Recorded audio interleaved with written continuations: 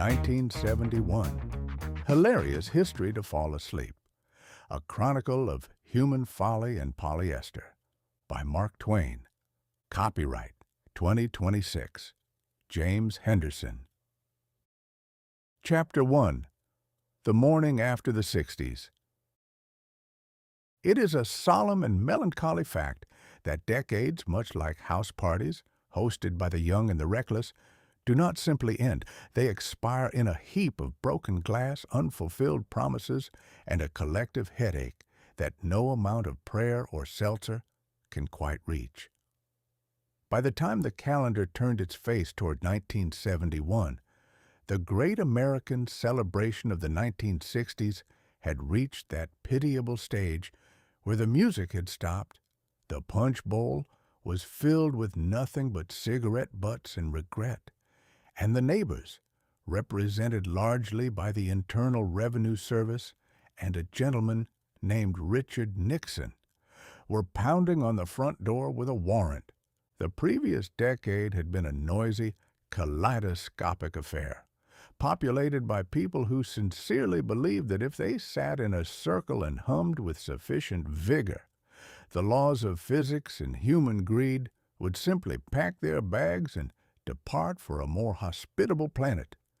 It was a time of happenings, though what exactly happened was often a mystery, even to those who were present and conscious. There was a general consensus that love was all you needed, a sentiment that is remarkably easy to maintain until the landlord shows up and indicates a preference for United States currency. But 1971 was the cold, gray Tuesday morning of the soul. It was the year when the age of Aquarius looked in the mirror and realized its hair was thinning, its joints were creaking, and its revolutionary fervor had been replaced by a sudden, inexplicable interest in the price of linoleum. The American public, having spent 10 years trying to find itself, woke up in 1971 and discovered that it had been hiding in a thicket of sideburns so lush and expansive they could have provided sanctuary for a family of migrating starlings. It was a period of profound aesthetic confusion. We had moved with a speed that would baffle a physicist, from the stark clarity of the space age to a domestic landscape that appeared to have been decorated by a colorblind individual during a fever dream. Everything, from the kitchen appliances to the very souls of the people, was suddenly colored in harvest gold or avocado green. It was as if the nation had looked at the majesty of the natural world and decided the only parts worth emulating were the shades of overcooked vegetables. Even the carpets had grown long and shaggy, like a domestic animal that had gone feral, lying in wait to swallow up dropped keys, loose change, and the occasional small child. The youth, formerly known for their desire to topple the establishment, were now primarily concerned with the synthetic revolution. Science, in its infinite capacity for mischief, had gifted the world with polyester. Here was a fabric that would not wrinkle, would not breathe, and would likely survive the heat death of the universe. A man in 1971 could dress himself in a leisure suit of such vibrant, unnatural blue that he could be seen from low Earth orbit, and he could do so with the confidence that no matter how much he perspired, and he would perspire, for polyester is essentially a wearable greenhouse, his trousers would remain as stiff as his father's political opinions. Speaking of fathers and their opinions, the generation gap had not so much closed as it had simply become a permanent geographical feature of the American home. The elders still sat in their armchairs, clutching their newspapers and wondering why their progeny chose to look like shipwrecked mariners, while the progeny stood in the kitchen, wondering why their elders were so obsessed with a war in Southeast Asia that seemed to be going on primarily to provide footage for the evening news. The news itself was a grim business. We had a president who possessed the charm of a damp basement and the transparency of a brick wall.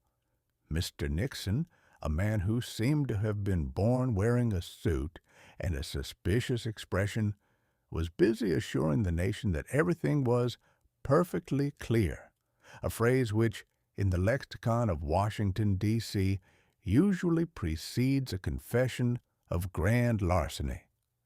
He moved through the year with a heavy-lidded gloom, a man perpetually aware that the microphones were listening, mostly because he had installed them himself.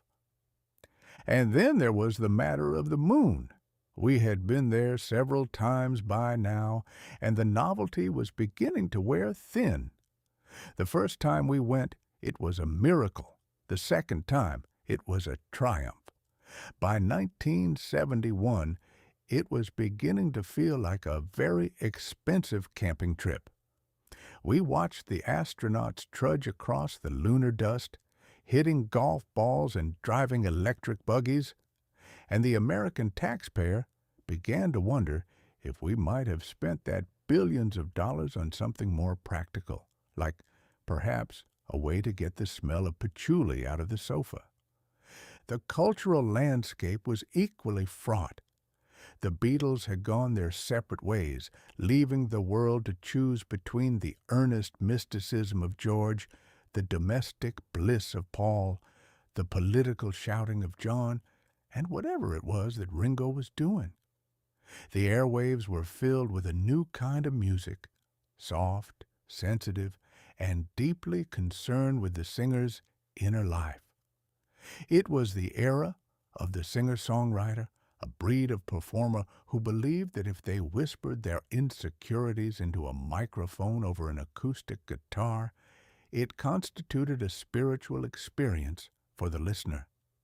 At the same time, we had the rise of the heavy bands, groups of hairy young men who played their instruments at a volume that could cause structural damage to nearby buildings.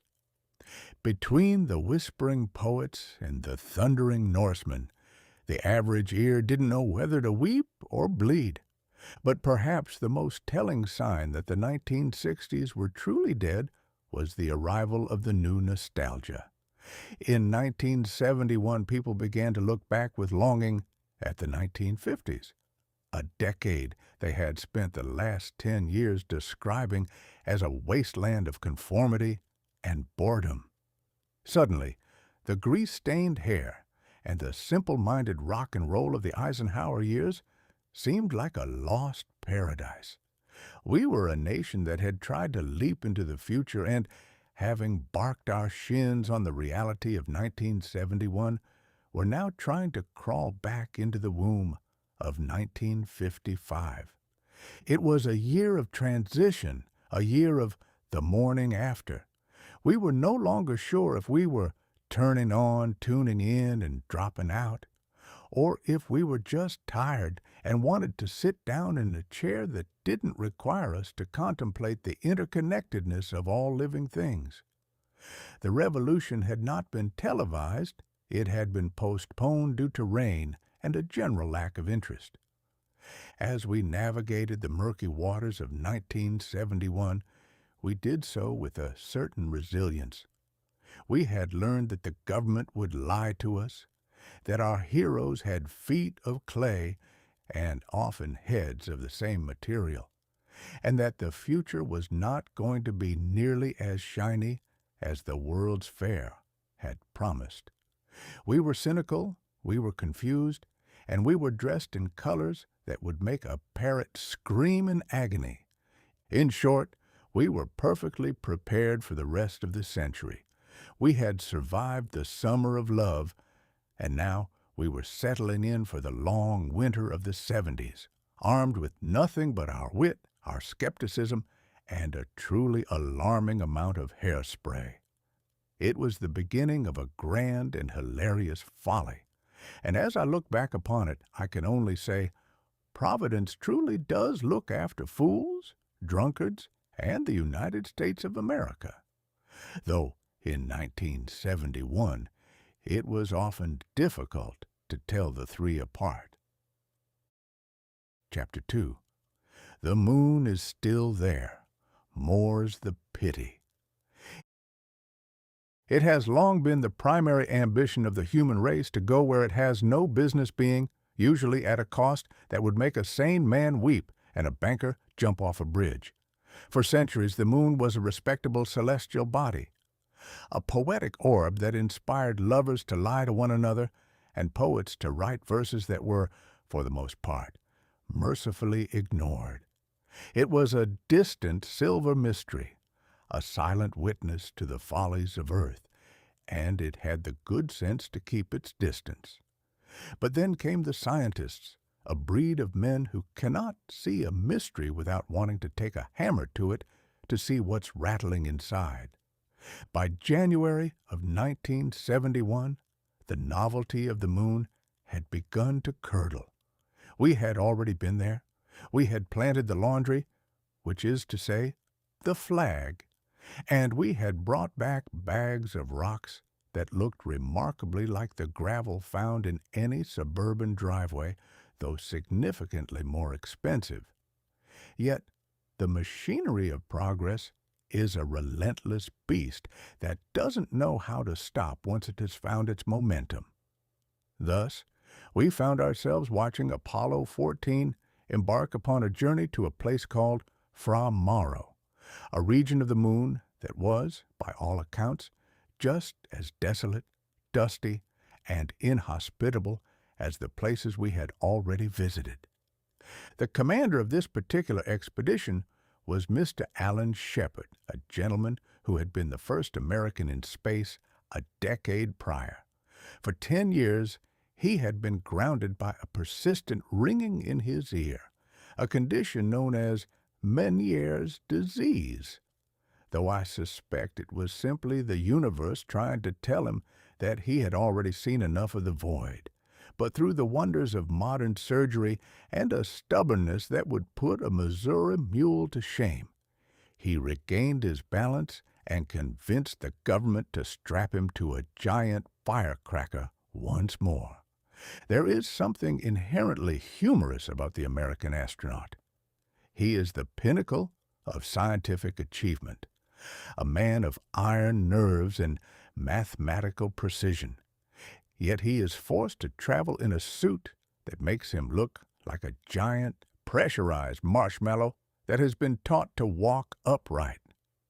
He moves with a slow, bouncing dignity, as if he is perpetually trying to remember where he left his car keys, in a vat of molasses. When Shepard and his companion Edgar Mitchell finally touched down on the lunar surface, they did what all tourists do. They got out their luggage and started looking for souvenirs. In this case, the souvenirs were more rocks. They had brought with them a device called the Modular Equipment Transporter, which was, in the grand tradition of government nomenclature, a two-wheeled rickshaw.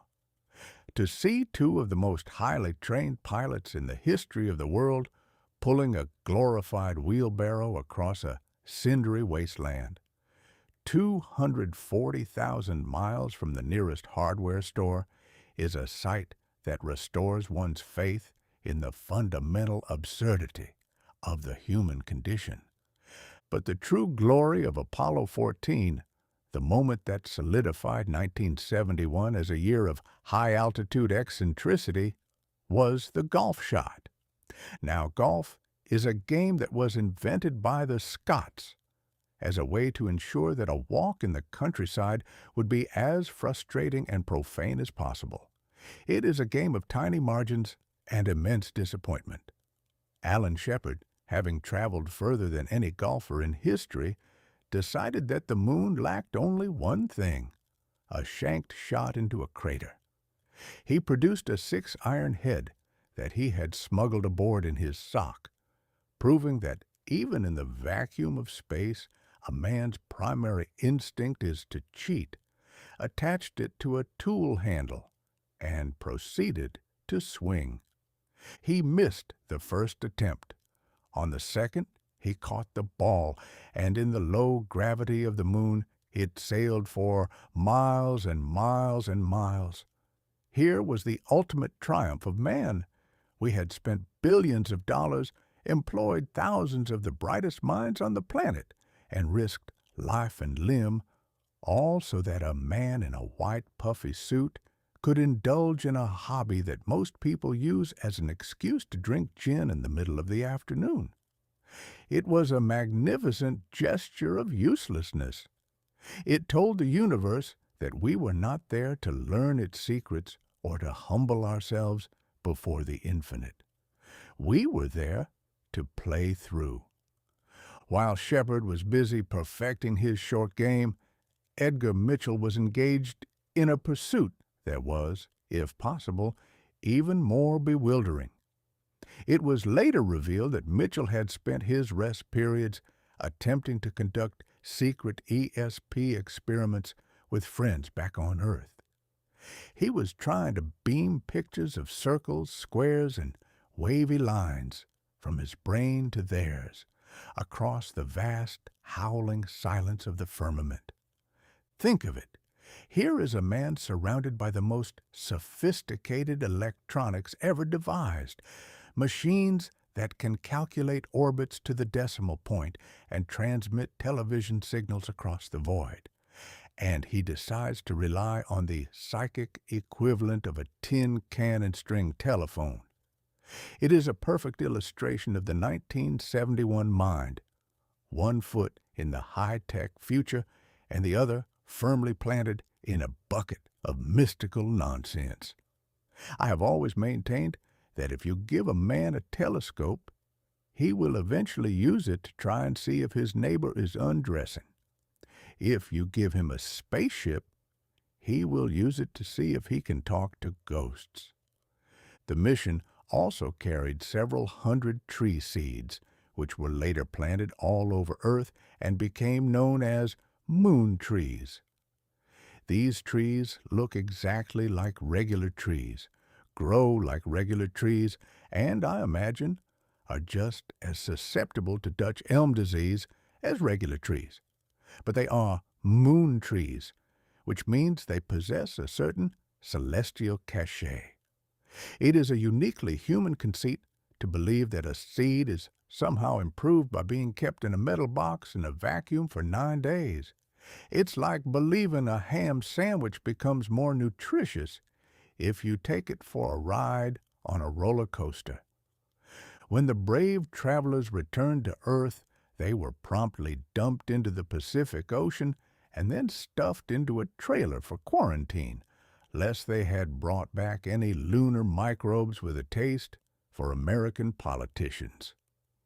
They sat in their tin box, waving through the glass at a president who was likely wondering if he could use their psychic powers to find out what the Democrats were planning for the next election. As the smoke cleared from the Apollo 14 launch pad, the American public began to yawn. We had conquered the moon, and we had found that it was a very quiet place with no atmosphere, no water, and a distinct lack of decent hotels. The space race was becoming a space stroll, and the bill was starting to come due. We realized that while we were hitting golf balls on the moon, the price of hamburger meat on Earth was rising at a rate that suggested the cows were also trying to reach escape velocity. The moon is still there, of course. It continues to hang in the sky, indifferent to our golf balls, our wheelbarrows, and our psychic projections. It is a cold, dead world, and 1971 was the year we realized that perhaps the reason it is so peaceful up there is that there are no humans to clutter it up with progress. We had gone to the heavens to find God, or at least some better rocks, and we had come back with a few grainy photographs, and the knowledge that in a vacuum a 6-iron has a very impressive loft. It was a grand achievement, no doubt, But as I watched the grainy footage of those men bouncing around in the dust, I couldn't help but think that the moon looked remarkably like a Nevada test site, only with less interesting neon signs. We had reached for the stars and found that they were out of our price range, so we decided to stay home and invent the microwave oven instead. It was a fair trade, I suppose. You can't cook a frozen burrito on the moon, no matter how good your swing is. Which brings us to the end of our lunar meditations. We had looked at the moon, poked it with a stick, and decided we'd rather watch television. And in 1971, television was beginning to look much more alien than anything we found in the Sea of Tranquility. How shall we proceed, dear reader? Shall we descend from the heavens and look into the pocketbooks of the nation where the gold was disappearing faster than a politician's ethics? Chapter 3. The Greenback loses its anchor. In the grand shuffling deck of human history, there is no card quite so slippery as the one marked money. For centuries, the world operated under the quaint, almost touching delusion that a piece of paper in a man's pocket ought to represent something tangible. A slab of yellow metal, perhaps, or at the very least, a firm promise that didn't dissolve when exposed to a light drizzle. We like the idea of gold. Gold is heavy, it is shiny, and it possesses the remarkable quality of not being edible, which, in the eyes of a financier, makes it the perfect foundation for a civilization. But by the summer of 1971, the United States government had reached a conclusion that every spendthrift and riverboat gambler eventually arrives at, that having an anchor is all well and good until you actually want to move the boat. For decades, under a gentleman's agreement known as the Bretton Woods system, the dollar was tethered to gold at $35 an ounce. It was a sturdy arrangement. If a foreign nation found themselves with an excess of American paper, they could trot over to the Treasury, knock on the door, and demand their weight in the yellow stuff. And for a long time, we were happy to oblige, mostly because we had more gold than anyone else and liked the feeling of being the world's most prosperous pawn shop. However, the 1960s had been an expensive decade. Between the wars we were fighting, the great society we were building, and the moon-bound golf outings we were subsidizing, Uncle Sam had been writing checks with a vigor that suggested he had discovered a way to turn ink into actual nourishment. The rest of the world, led by the French, who have always had a suspicious habit of counting their change twice, began to notice that there were more dollars floating around than there was gold in Fort Knox to cover them. They began to suspect that the American bank was operating on what we call the Hope method.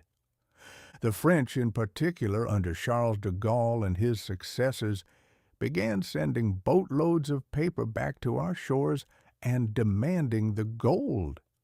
It was a most ungentlemanly thing to do. It was like going to a dinner party and asking the host to prove he actually owns the silver service before you'll agree to eat the soup. By August of 1971, the situation had become what politicians call delicate, which is a fancy word for disastrous. If every country decided to cash in their chips at once, the United States would have been left with a very impressive vault filled with nothing but dust and a few forgotten umbrellas. Enter Mr. Richard Nixon. On the evening of August 15th, 1971, a Sunday, naturally, when the banks were closed and the people were distracted by their dinners, the President took to the television screens to perform one of the most magnificent sleight-of-hand tricks in the history of the Republic. He announced that he was temporarily suspending the convertibility of the dollar into gold. Now, in the lexicon of Washington, temporary is a word that carries a great deal of weight. It is the same temporary that applies to a tax hike or a construction project on a local bridge. We are still waiting for that temporary suspension to end some 50-odd years later. In one fell swoop, Nixon cut the anchor rope and let the dollar drift out into the wide blue ocean of faith and credit. It was a breathtaking piece of audacity. He told the American people he was doing this to protect the dollar from the speculators, which is a bit like a man burning down his house to protect it from burglars. By removing the gold backing, he essentially told the world that the dollar was valuable because the United States said it was, and if they didn't like it, they were welcome to try their luck with the Swiss franc, or perhaps a very sturdy barter system involving goats. The Nixon shock, as it came to be known, turned the world of finance into a hall of mirrors. Suddenly, the dollar was a floating currency. It floated in the sense that a leaf floats in a hurricane, tossed about by every gust of political whim and economic rumor. No longer was a dollar a claim on a piece of the earth's crust. It was now a claim on the collective sanity and stability of the American government, a prospect that even in 1971 was enough to make a prudent man start stocking up on canned beans and ammunition. There is a profound comedy in the way we treat money. We are the only species on the planet that will kill each other over a scrap of printed linen. A dog understands the value of a bone. A cat understands the value of a sunbeam. But man is the only creature who can be convinced that a piece of green paper which cannot keep him warm, cannot feed him, and cannot even be used to effectively patch a hole in his roof is the most precious thing in existence, simply because a group of men in suits have agreed to pretend it is so. When Nixon untethered the dollar, he invited us all to participate in a grand shared hallucination. We were told that the strength of our economy was the new gold. But an economy is a fickle thing. It is made of the labor, the greed, and the occasional honesty of millions of people, and trying to use it as a standard of value is like trying to measure a mile using a rubber band. The immediate result of this newfound freedom was, of course, inflation. Since the government no longer had to worry about how much gold was in the vault, they could print money with the enthusiasm of a teenager with a new printing press. And they did. The prices of things began to creep upward, then trot, and eventually gallop. A man would go into a shop to buy a loaf of bread, and by the time he reached the counter, the price had increased twice. It was a marvelous time to be a seller and a terrifying time to be a buyer, and since most of us are both, we spent the year in a state of permanent fiscal vertigo. But the most devious part of the whole affair was how it was sold to the public.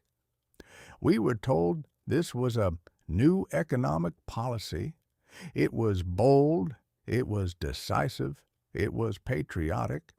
We were sticking it to the foreigners who dared to doubt our word. We were taking control of our own destiny. It was, in short, a swindle wrapped in a flag and tied with a ribbon of bunkum. I have always admired a good swindle, provided it is done with enough style that the victim is halfway home before he realizes his pockets are empty. Mr. Nixon and his advisers, a collection of gentlemen who looked as though they had never laughed at a joke in their lives, managed to convince the world that the dollar was stronger because it was backed by nothing. It is a feat of logic that would have made the sophists of ancient Greece weep with envy. By the end of 1971, the world had adjusted. We began to learn the language of exchange rates and devaluation. We learned that the value of our labor was no longer fixed, but subject to the moods of a computer in New York or a boardroom in London. We had entered the era of plastic wealth, and yet the sun continued to rise, and the people continued to work, and the politicians continued to spend. We discovered that as long as everyone agrees to believe in the lie works just as well as the truth. It is a cynical lesson, but a useful one. The dollar may have lost its anchor, but it had gained wings, though where it was flying, no one seemed quite sure. Most suspected it was headed toward a place where the prices are high and the value is low, a destination we have been approaching with remarkable speed ever since. So here's to the Greenback of 1971, a piece of paper that went from being a solid promise to a whimsical suggestion. It was the year we realized that in the kingdom of the blind, the man with the printing press is king. And if you happen to find a piece of gold in your backyard, my advice is to bury it deep and tell no one, especially not a Frenchman or a member of the United States Treasury. They both have a very particular way of looking at things that don't belong to them. Having successfully detached our fortunes from the reality of the earth, shall we now turn our attention to the young people of 1971 who were busy being given the right to vote for the very men who had just unanchored their future? Chapter 4. The children shall lead them to the polls. It has always been a fundamental pillar of the American experiment that the right to vote is the most sacred and powerful tool in a citizen's arsenal, second only to a well-aimed brick. For nearly 2 centuries we held the firm conviction that a man did not truly possess the wisdom to choose his masters until he reached the ripe old age of 21. At 21, it was assumed the fires of youth had sufficiently cooled into the respectable embers of cynicism, and a man had likely acquired enough property, debt, and gout to make him a reliable participant in the grand farce of democracy. But 1971 was a year for breaking things, and the latest casualty was the notion that wisdom is a byproduct of longevity. In July of that year, the United States ratified the 26th Amendment with a speed that would have made a professional pickpocket blink. In less than 4 months, a span of time in which the government usually cannot even agree on the color of its own stationery, the voting age was lowered from 21 to 18. The logic behind this sudden burst of constitutional generosity was as sharp and jagged as a bayonet. The nation was embroiled in a long, humid, and increasingly unpopular disagreement in Vietnam, and it had become a source of some embarrassment that we were perfectly willing to hand an 18-year-old a semi-automatic rifle and send him to a jungle 10,000 miles away, yet we wouldn't trust him with a paper ballot and a pencil in the safety of a high school gymnasium. The cry of "old enough to fight, old enough to vote" went up across the land. It was a sentiment so logically sound that it left the politicians with no choice but to succumb, though many did so with the nervous expression of a man hand-feeding a tiger. I have often observed that the human race is never so enthusiastic as when it is correcting an old injustice by creating a new absurdity. We decided that if a lad was old enough to be shot at by strangers who didn't know his name, he was certainly old enough to be lied to by a senator who didn't know his name either. We granted the youth the right to participate in the political process as a sort of consolation prize for the possibility of being drafted.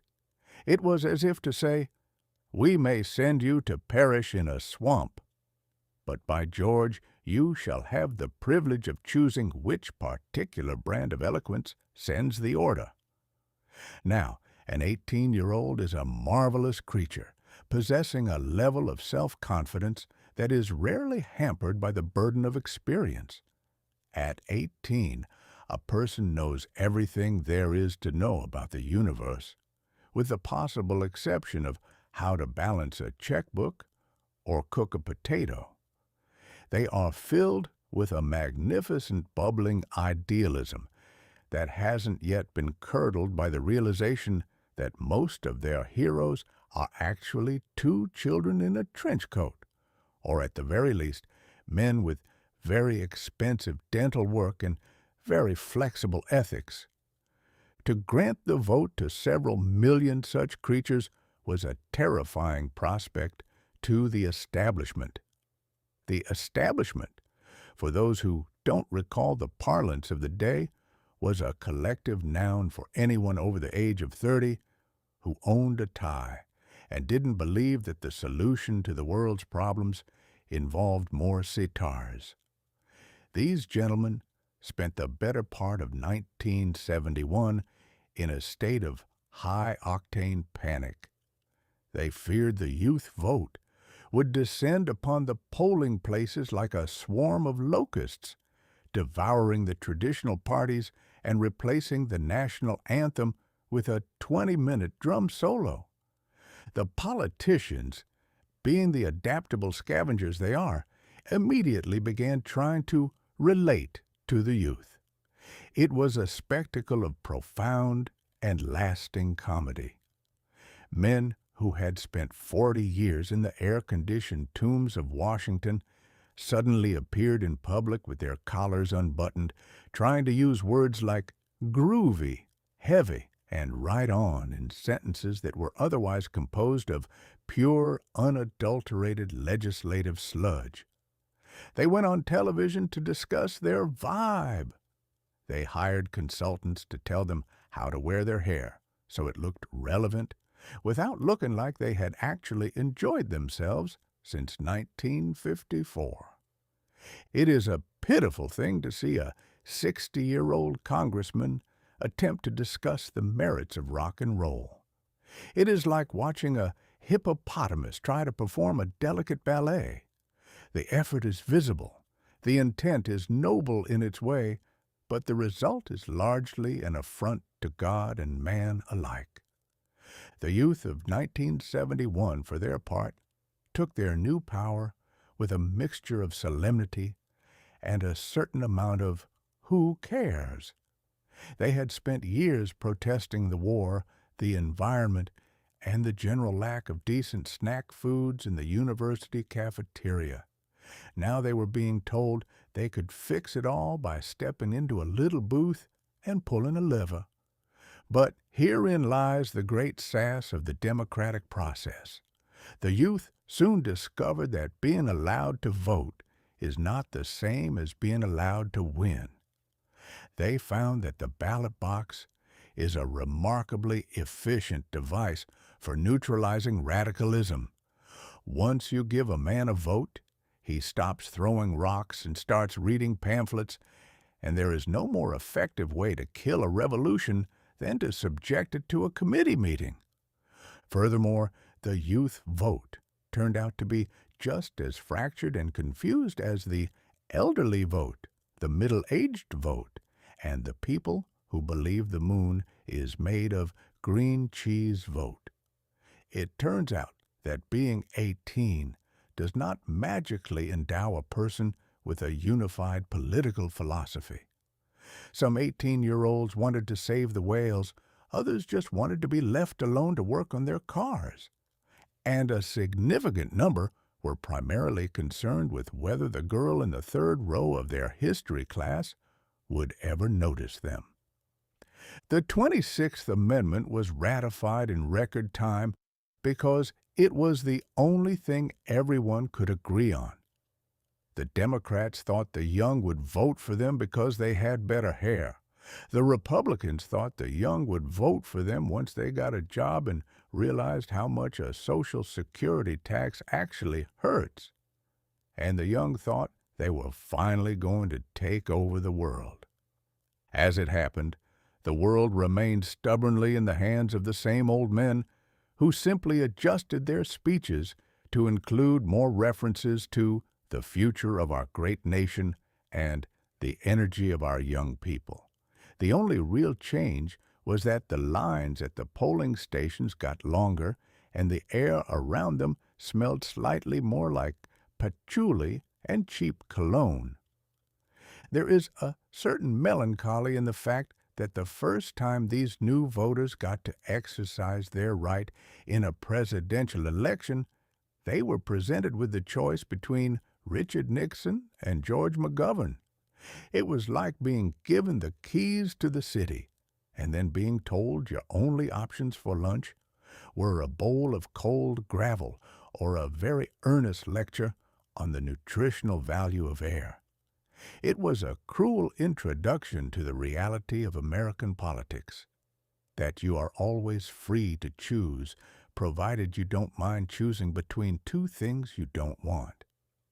Yet, we must applaud the 26th Amendment for what it was, a grand gesture of faith in the incompetence of youth to match the incompetence of age.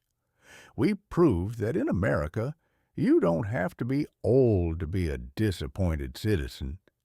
You can start your career of political frustration right at the beginning of your adulthood, alongside your first credit card debt and your first realization that the real world is significantly less fun than the brochure led you to believe.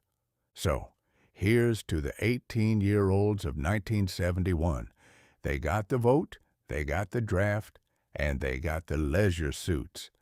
It's a wonder any of them survived to become the very establishment they were trying to overthrow, but such is the circular and hilarious nature of human progress. We spend the first half of our lives trying to burn the house down, and the second half trying to remember where we put the fire extinguisher and the insurance policy. Shall we leave the polling booth behind and sneak toward the attic of the Pentagon, where some very important papers were being handed to the press by a man who apparently hadn't heard that keeping a secret is the first rule of working for the government? Chapter 5. A Leak in the Attic. It has been remarked by men wiser than myself, though perhaps not quite so well rested, that a secret is a most volatile substance, possessing a peculiar gravity that causes it to leak out of even the most lead-lined containers. A secret shared between two people is a precarious thing.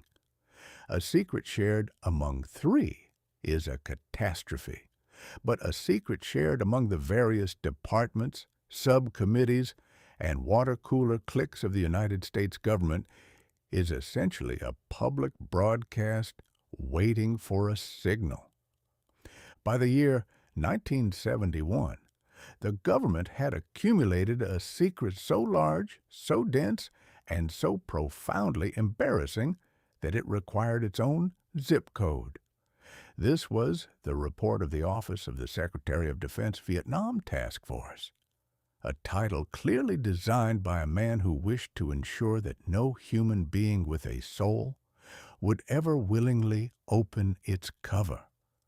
To the rest of the world, however, it became known as the Pentagon Papers, a 7,000-page testament to the fact that while the American government may occasionally be incompetent at winning a war, it is absolutely world-class at taking notes on how it is losing one.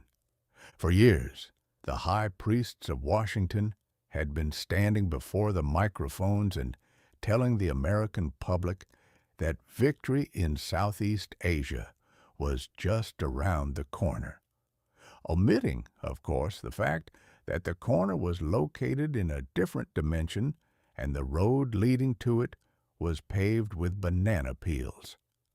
They spoke of light at the end of the tunnel, a phrase that usually signifies either an approaching train or a narrator who has run out of metaphors.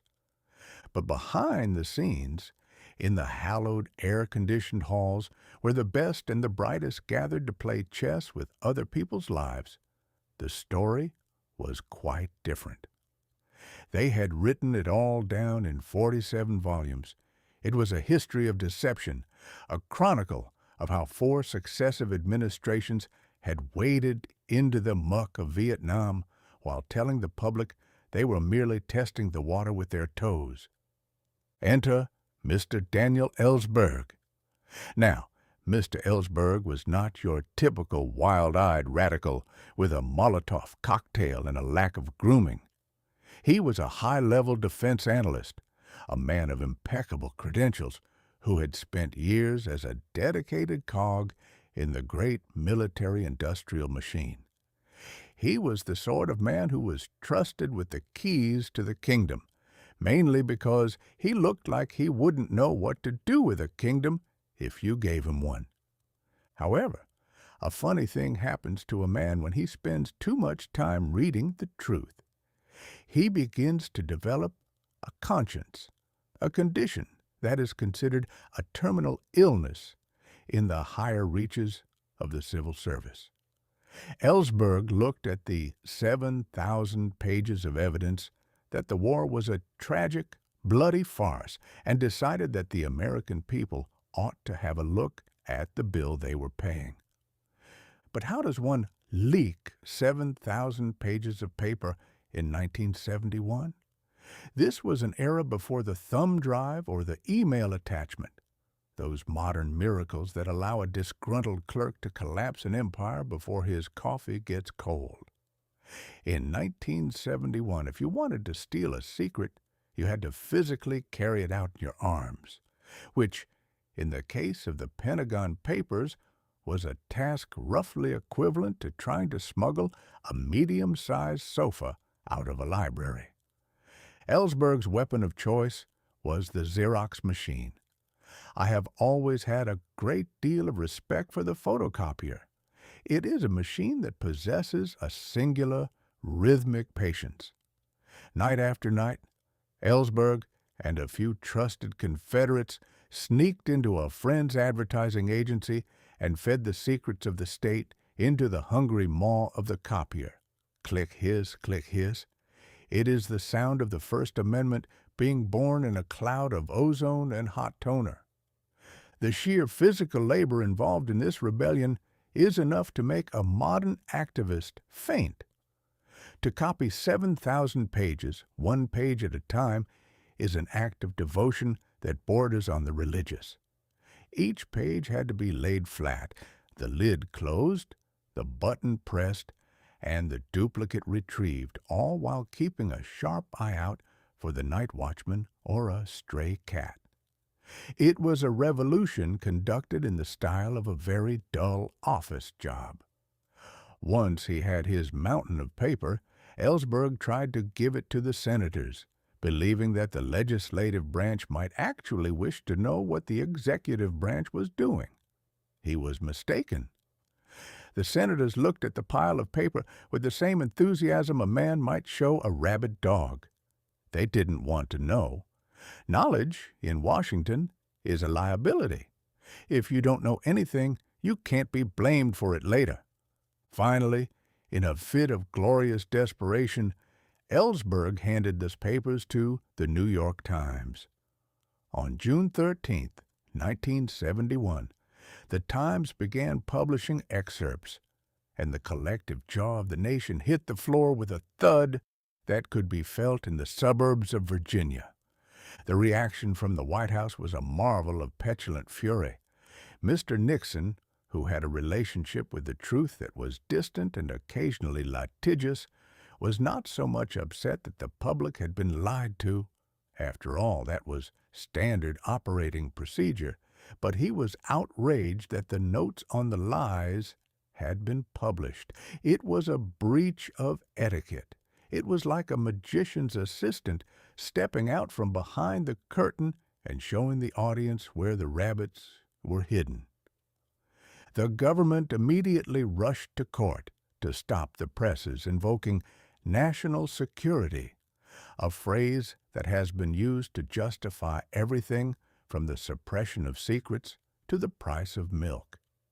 They argued that if the American people knew what their government had been doing in 1964, the entire world would spontaneously combust in 1971. For 15 days the Times was silenced, but the spirit of the Xerox machine was not to be denied. The Washington Post stepped up and began publishing. When they were threatened, the Boston Globe took a turn. It was a game of whack-a-mole played with the Constitution of the United States. The papers were popping up everywhere like a rash of honesty that no amount of legal ointment could soothe. Eventually, the matter reached the Supreme Court. The learned justices, in their infinite wisdom and heavy robes, ruled 6-3 in favor of the newspapers.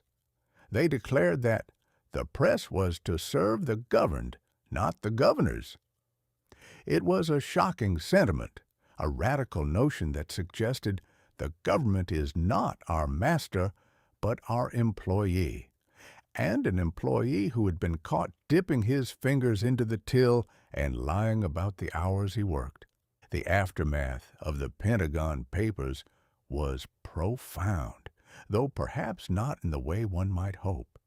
It gave birth to the credibility gap, a canyon so wide you could fly a fleet of B-52s through it without touching the sides. People realized that the official version of events was usually about as accurate as a weather forecast in a hurricane. But the most ominous result of this whole affair was the creation of a small, secretive group within the Nixon White House known as the Plumbers. Their job was to stop the leaks. Now, when a normal person has a leak, they call a man with a wrench and a pair of overalls. When the president has a leak, he calls a group of men with wiretaps, burglary tools, and a flexible interpretation of the penal code. These plumbers would eventually move from the Pentagon Papers to a little office complex called Watergate, proving that once a government starts trying to manage the truth, it eventually finds itself breaking into buildings in the middle of the night to steal the truth back. In the end, the Pentagon Papers told us what we already suspected, that men in power will do almost anything to stay there, and that they consider the public to be a sort of necessary nuisance that must be managed with a steady diet of bunkum and balderdash. As for Daniel Ellsberg, the government tried to throw him in prison for 115 years, but the case was eventually dismissed because the plumbers had been so enthusiastic in their work that they had broken into his psychiatrist's office to look for dirt. It turns out that when you try to fight a man for being a thief, it's best if you aren't currently caught with your hand in his neighbor's pocket. And so, 1971 gave us the gift of institutional skepticism.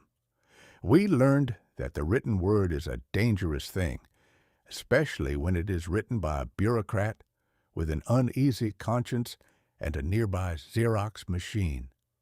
We learned that top secret usually means highly embarrassing, and that the best way to keep a secret in America is to publish it in a 7,000-page report and hope that nobody has the patience to read to the end.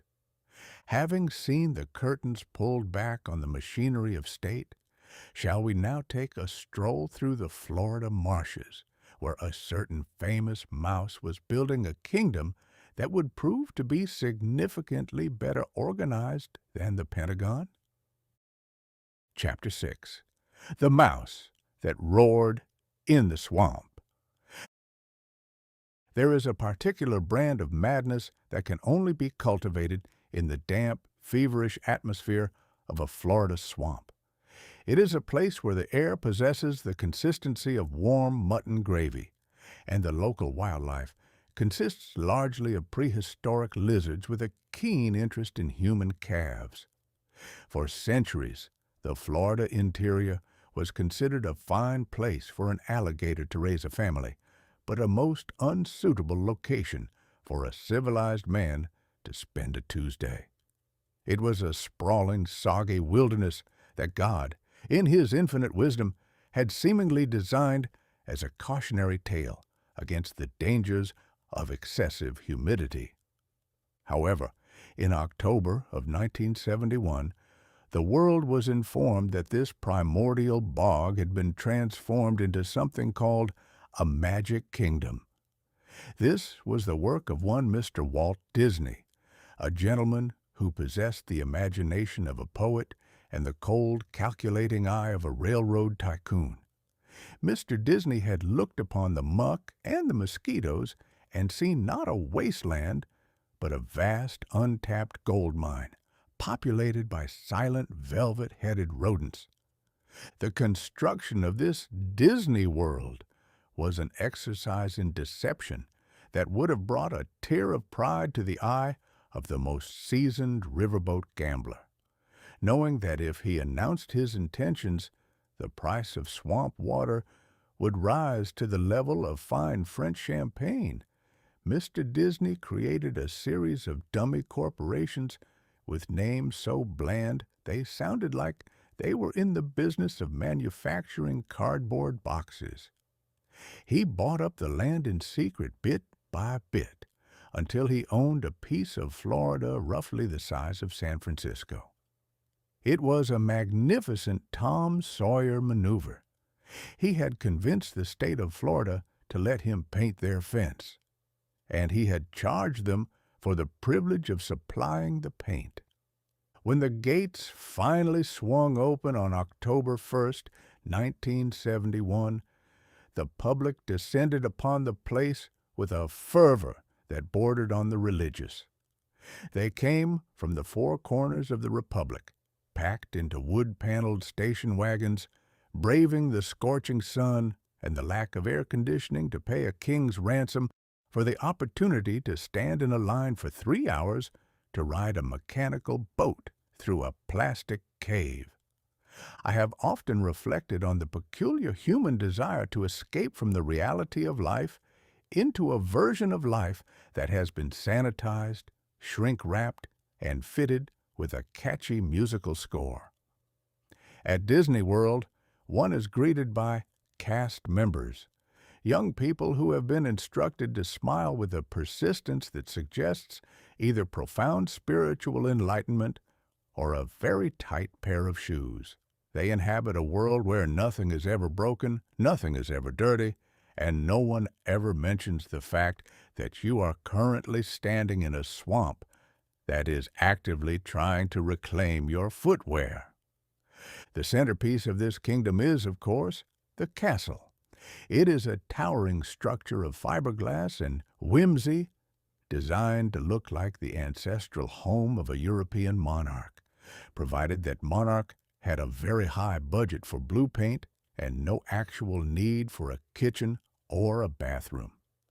It stands at the end of Main Street, USA, a street that is intended to evoke the charm of a small American town at the turn of the century.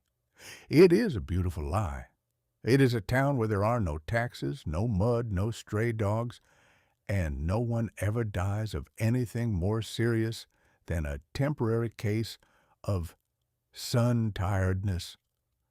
It is the America we all pretend we came from, which is why we are so willing to pay $20 for a hat with ears on it to prove we were there. But the true genius of the place and the most profound evidence of its creator's understanding of the human psyche is the utilidors. These are a series of underground tunnels that run beneath the entire park. They are the intestines of the mouse. Beneath the feet of the joyous crowds, thousands of employees are scurrying about, hauling trash, repairing animatronic bears, and changing out of their heavy fur costumes. Mr. Disney understood that the illusion must never be broken. A man in a Mickey Mouse suit must never be seen taking off his head to have a smoke. A cowboy from Frontierland must never be spotted eating a tuna sandwich in Tomorrowland. The reality of labor, sweat, and lunch breaks is hidden beneath the floorboards, leaving the surface world to believe in a frictionless, magical existence. It is a perfect metaphor for the 1970s, a shiny plastic surface resting uneasily atop a vast hidden network of machinery and exhausted people trying to keep the whole thing from sinking into the mud. And then there are the attractions. Consider, if you will, it's a small world.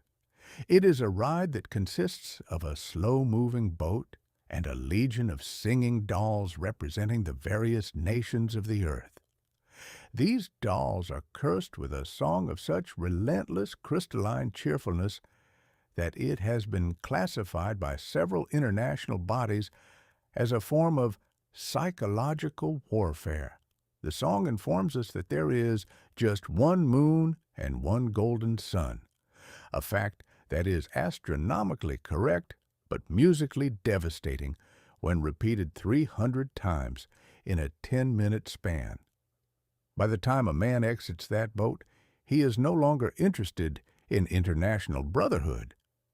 He is primarily interested in finding a quiet room where he can sit in total darkness and contemplate the virtues of silence. There is also the monorail, a train of the future that travels in a loop. It is a sleek, silent machine that glides through the air, carrying people from their hotels to the park and back again. It is a marvelous invention, though it occurs to me that a train that only goes to a theme park and back is perhaps not the revolutionary transportation solution the world was looking for. It is the future, as envisioned by 1971, clean, electric, and entirely controlled by a private corporation. The opening of Disney World was more than just the debut of a new vacation spot. It was the coronation of Florida as the national capital of artificiality. It proved that if you build a big enough castle and hire enough people to dress as woodland creatures, the public will follow you anywhere, even into the heart of a mosquito-infested marsh. It signaled the end of the road trip as an exploration of the unknown and the beginning of the destination as a carefully managed experience. The reality of 1971 was that while the country was arguing over the Pentagon Papers and the gold standard, millions of families were voluntarily subjecting themselves to a regime of scheduled fun. They stood in the humidity, they ate the overpriced popcorn, and they looked at the plastic birds in the enchanted tiki room with a sense of genuine wonder. I suppose there is something noble in it, in a pathetic sort of way. In a world of war, inflation, and political chicanery, the Magic Kingdom offered a place where the biggest problem you faced was a lost balloon or a sticky child. It was a retreat into the womb of nostalgia, a place where the bad men couldn't get you, unless, of course, the bad men were the ones charging you for the parking. As the sun sets over the Florida swamp, the lights of the castle flicker on, and the fireworks begin to burst in the humid sky. The crowd cheers, the mouse waves his gloved hand, and for a brief moment, everyone forgets that they are standing on reclaimed land that is technically only 3 feet above the water table. It is a triumph of will over geography, of marketing over nature, and of the American desire to be entertained at any cost. 1971 gave us the Pentagon Papers to show us how the world really works, and it gave us Walt Disney World to show us how we wish it worked. Between the two, the public chose the mouse. And really, who can blame them? A 7,000-page report on a failed war doesn't have a monorail, and it certainly doesn't come with a souvenir mug. Having survived the humidity and the singing dolls, shall we now turn our attention to the small glowing box in the corner of every living room where a man named Archie Bunker was about to teach the nation how to argue in prime time? Chapter 7. Archie Bunker's Pulpit. It has often been said that the hearth is the heart of the American home, but by the year of our Lord 1971, the centuries do tend to run together when one is observing the persistent stupidity of the species. The hearth had been replaced by a glowing, hum-emitting box of wood and glass known as the television. This device, which had spent the better part of 2 decades radiating a gentle stream of cowboys, singing families, and talking horses, was the primary means by which the American public avoided the labor of original thought. It was a vast wasteland, as one gentleman famously put it, but it was a comfortable wasteland, like a well-worn pair of slippers that just happened to be filled with commercials for laundry detergent. However, in January of 1971, a man named Norman Lear decided that the American public had been asleep long enough and proceeded to douse them with a bucket of cold, satirical ice water. He introduced the nation to a gentleman by the name of Archie Bunker, and in doing so, he turned the living room into a theater of war. All in the Family was the name of the program, a title that suggested a warm communal embrace, but in reality described a domestic situation roughly as harmonious as a bag of cats being swung against a barn door. The setting was 704 Hauser Street in Queens, New York, a neighborhood that appeared to be constructed entirely of brick, lace doilies, and a pervasive sense of grievance. Archie Bunker himself was a masterpiece of human architecture. He was a man of sturdy, ironclad prejudices, possessing a mind that was not so much closed as it was bolted, barred, and protected by a moat filled with alligators. He was a dock worker, a veteran of the big war, and a firm believer in the good old days, a period of history that exists only in the imagination of people who find the present to be an unpardonable insult to their dignity. Archie sat in his throne, a worn, mustard-colored armchair that no one else was permitted to occupy under penalty of a verbal flaying, and from this pulpit he issued edicts on the state of the world. He was a man who saw the complexities of the 20th century and decided they could all be solved if everyone simply behaved like a character in a John Wayne movie. He was suspicious of anyone who didn't look like him, talk like him, or share his particular brand of bewildered patriotism. Now, in the television of the previous decade, such a character would have been the villain, or at the very least, a person who learned a valuable lesson about tolerance by the end of the half hour. But Archie Bunker was different. He didn't learn. He didn't grow. He simply bellowed. And the American public, to the horror of every social critic from Maine to Malibu, fell madly in love with him.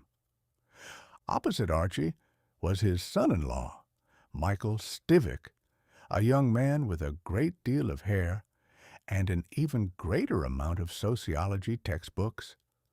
Archie affectionately referred to him as Meathead, on the grounds that he was dead from the neck up.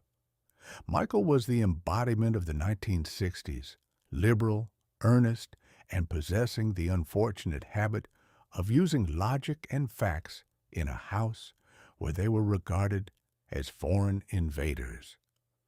The two of them spent 30 minutes every Tuesday night shouting at each other across a dinner table while Archie's long-suffering wife Edith, whom he called Dingbat, scurried about like a frantic bird, and his daughter Gloria tried to maintain a peace that was perpetually out of reach.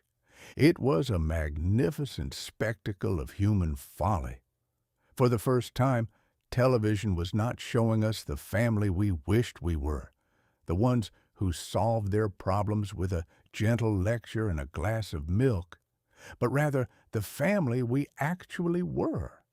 We were a nation of people who couldn't agree on the color of the sky, let alone the merits of the Vietnam War, civil rights, or the women's liberation movement. The brilliance of All in the Family lay in its ability to offend everyone simultaneously. The liberals thought the show was a biting satire of the ignorant bigot. The conservatives thought Archie was a hero who finally had the courage to say what everyone else was thinking. And the vast majority of the public just enjoyed watching a man turn purple with rage while trying to pronounce the word psychiatrist. I have always maintained that the best way to expose a man's nonsense is to give him a platform and let him speak at length. Archie Bunker's pulpit was a masterpiece of unintentional self-incrimination. He would weave together malapropisms and half-baked theories with a confidence that would make a senator blush. He spoke of the ivory shower, the ivory tower, and the heap of corpuscles, the habeas corpus, and in doing so, he became a mirror for a country that was increasingly confused by its own progress. The debut of the show caused a moral panic of the highest order.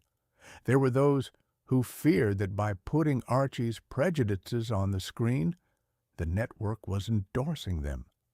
They worried that children would grow up wanting to be like Archie, which is a bit like worrying that children will grow up wanting to be like a hurricane because it's loud and moves things around. What they failed to understand was that the American public possesses a keen, if somewhat buried, sense of irony. We recognized Archie because he was our uncle, our father, or the man who lived 3 doors down and shouted at the neighborhood dogs. We laughed at him because his certainty was so misplaced, and we loved him because, despite his bluster and his bigotry, he was a man who was clearly terrified that the world was moving on without him. In 1971, the world was moving on. The silent majority that Richard Nixon claimed to represent had found its voice, and it sounded remarkably like a Bronx cheer. We were a country in the midst of a nervous breakdown, and All in the Family provided the therapy of laughter. It allowed us to talk about the things we weren't supposed to mention at the dinner table: race, religion, politics, and the fact that the younger generation thought the older generation was a collection of fossils, while the older generation thought the younger generation was a collection of lunatics. Archie's pulpit was also a graveyard for the variety show. Before Archie, television was a place where people in sequins sang medleys of Broadway hits. After Archie, television became a place where people argued about the social contract. It was the birth of the socially conscious sitcom, a genre that attempted to cure the world's ills by making us laugh at them. By the end of the year, Archie Bunker was more than a character. He was a national institution. He had a line of merchandise. He was on the cover of magazines, and his chair was eventually destined for the Smithsonian Institution, proving that if you are loud enough and stubborn enough for long enough, the government will eventually treat you like a historical monument. As I watched the flickering screen in 1971, I couldn't help but admire the sheer, unadulterated gall of the enterprise. Here was a man who insulted everyone, defied every rule of polite society, and spent his life in a state of perpetual indignation. Yet he was the most popular man in America. It was a testament to the fact that, in the end, we all prefer a colorful sinner to a boring saint. We looked at Archie and saw our own frustrations, our own confusion, and our own desperate desire to sit in a comfortable chair and have someone bring us a cold beer while we told the world to go to the devil. It was a truly American triumph, a comedy built on a foundation of mutual misunderstanding, proving that while we may not be able to live together in peace, we can at least be entertained by our own inability to do so. Shall we turn off the television and head into the garage, where 1 million teenagers were currently attempting to learn 4 specific chords that would haunt the neighborhood for the next 50 years? Chapter 8. The Stairway to Nowhere. It is a solemn and undeniable truth that every generation of youth feels a divine calling to torture the preceding generation with a new and innovative form of noise. In my own day, a young man might offend his elders by whistling a rebel tune or playing the banjo with more enthusiasm than skill.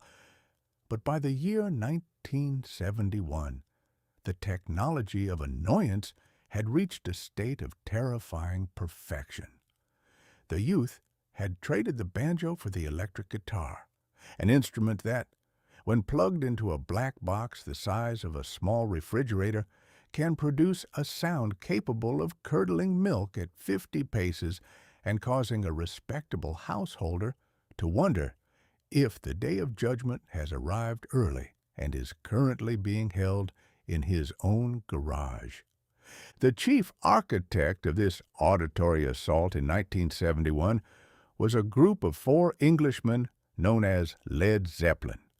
Now, the name itself is a masterpiece of irony. A Zeppelin is a giant silver bag of gas that is prone to spectacular and fiery disasters. And by adding the lid, spelled with a defiant disregard for the dictionary, they signaled their intent to be both heavy and doomed.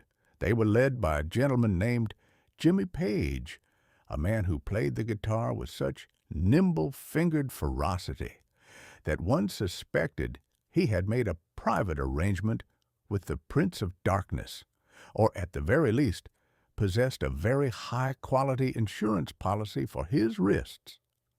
In November of that year, this quartet released their 4th album. In a fit of artistic mystery that would have baffled a marketing agent from any other decade, the album had no title. It had no name on the cover. It bore only 4 cryptic symbols that looked like something a druid might scratch into a rock after a particularly long night at the tavern. To the youth of 1971, this was deep and mystical. To the rest of the world, it was merely an indication that the band had forgotten where they left their typewriter. But the centerpiece of this nameless record, the song that would become the national anthem of every long-haired teenager from London to Little Rock, was a sprawling 8-minute epic titled Stairway to Heaven. I have spent a considerable amount of time contemplating the lyrics of this composition, and I have come to the conclusion that they were written by a man who had either achieved a state of total enlightenment or had recently consumed a very large quantity of suspicious mushrooms. We are told of a lady who, sure all that glitters is gold, and who is buying a stairway to heaven. Now, from a strictly commercial standpoint, this is a highly questionable transaction. A stairway to the firmament would require a building permit of staggering proportions, not to mention the structural challenges of anchoring a flight of steps in a vacuum. And yet, the song insists that when she gets there, she knows. If the stores are all closed, with a word she can get what she came for. One can only assume she is shopping for celestial groceries or perhaps a new set of harp strings.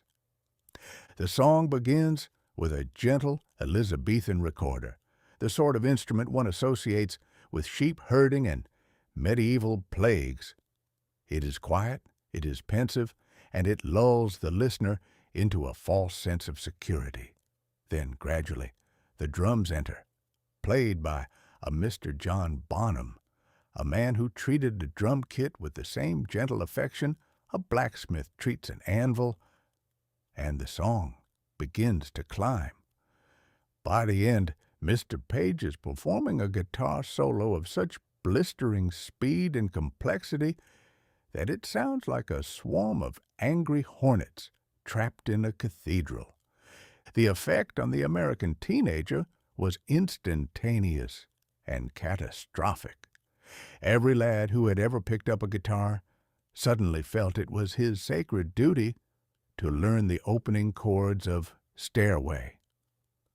This resulted in a plague of amateur musicianship that has yet to be fully eradicated by modern science. For the next several decades, any man who entered a music shop and attempted to test an instrument was greeted by a sign that read, "No stairway to heaven," placed there by shopkeepers who had been driven to the brink of insanity by hearing the first 12 bars played incorrectly 4,000 times a day. It is the only song in history that has been officially classified as a nuisance by the retail industry. But the hilarity of the stairway phenomenon did not end with the music. As the years rolled by, a theory began to circulate among the more imaginative members of the clergy and the terminally bored. It was whispered that if one played the record backward, the lyrics would reveal hidden messages from the devil himself. Now, I have lived long enough to know that if the devil wishes to speak to the American public, he does not go to the trouble of hiding his voice in a rock and roll record played in reverse. He has much more direct methods, such as running for the school board or writing the fine print on a life insurance policy, to suggest that the great adversary is spending his time whispering about satanic tools into a microphone in a London recording studio is to give him a level of free time that seems inconsistent with his official duties.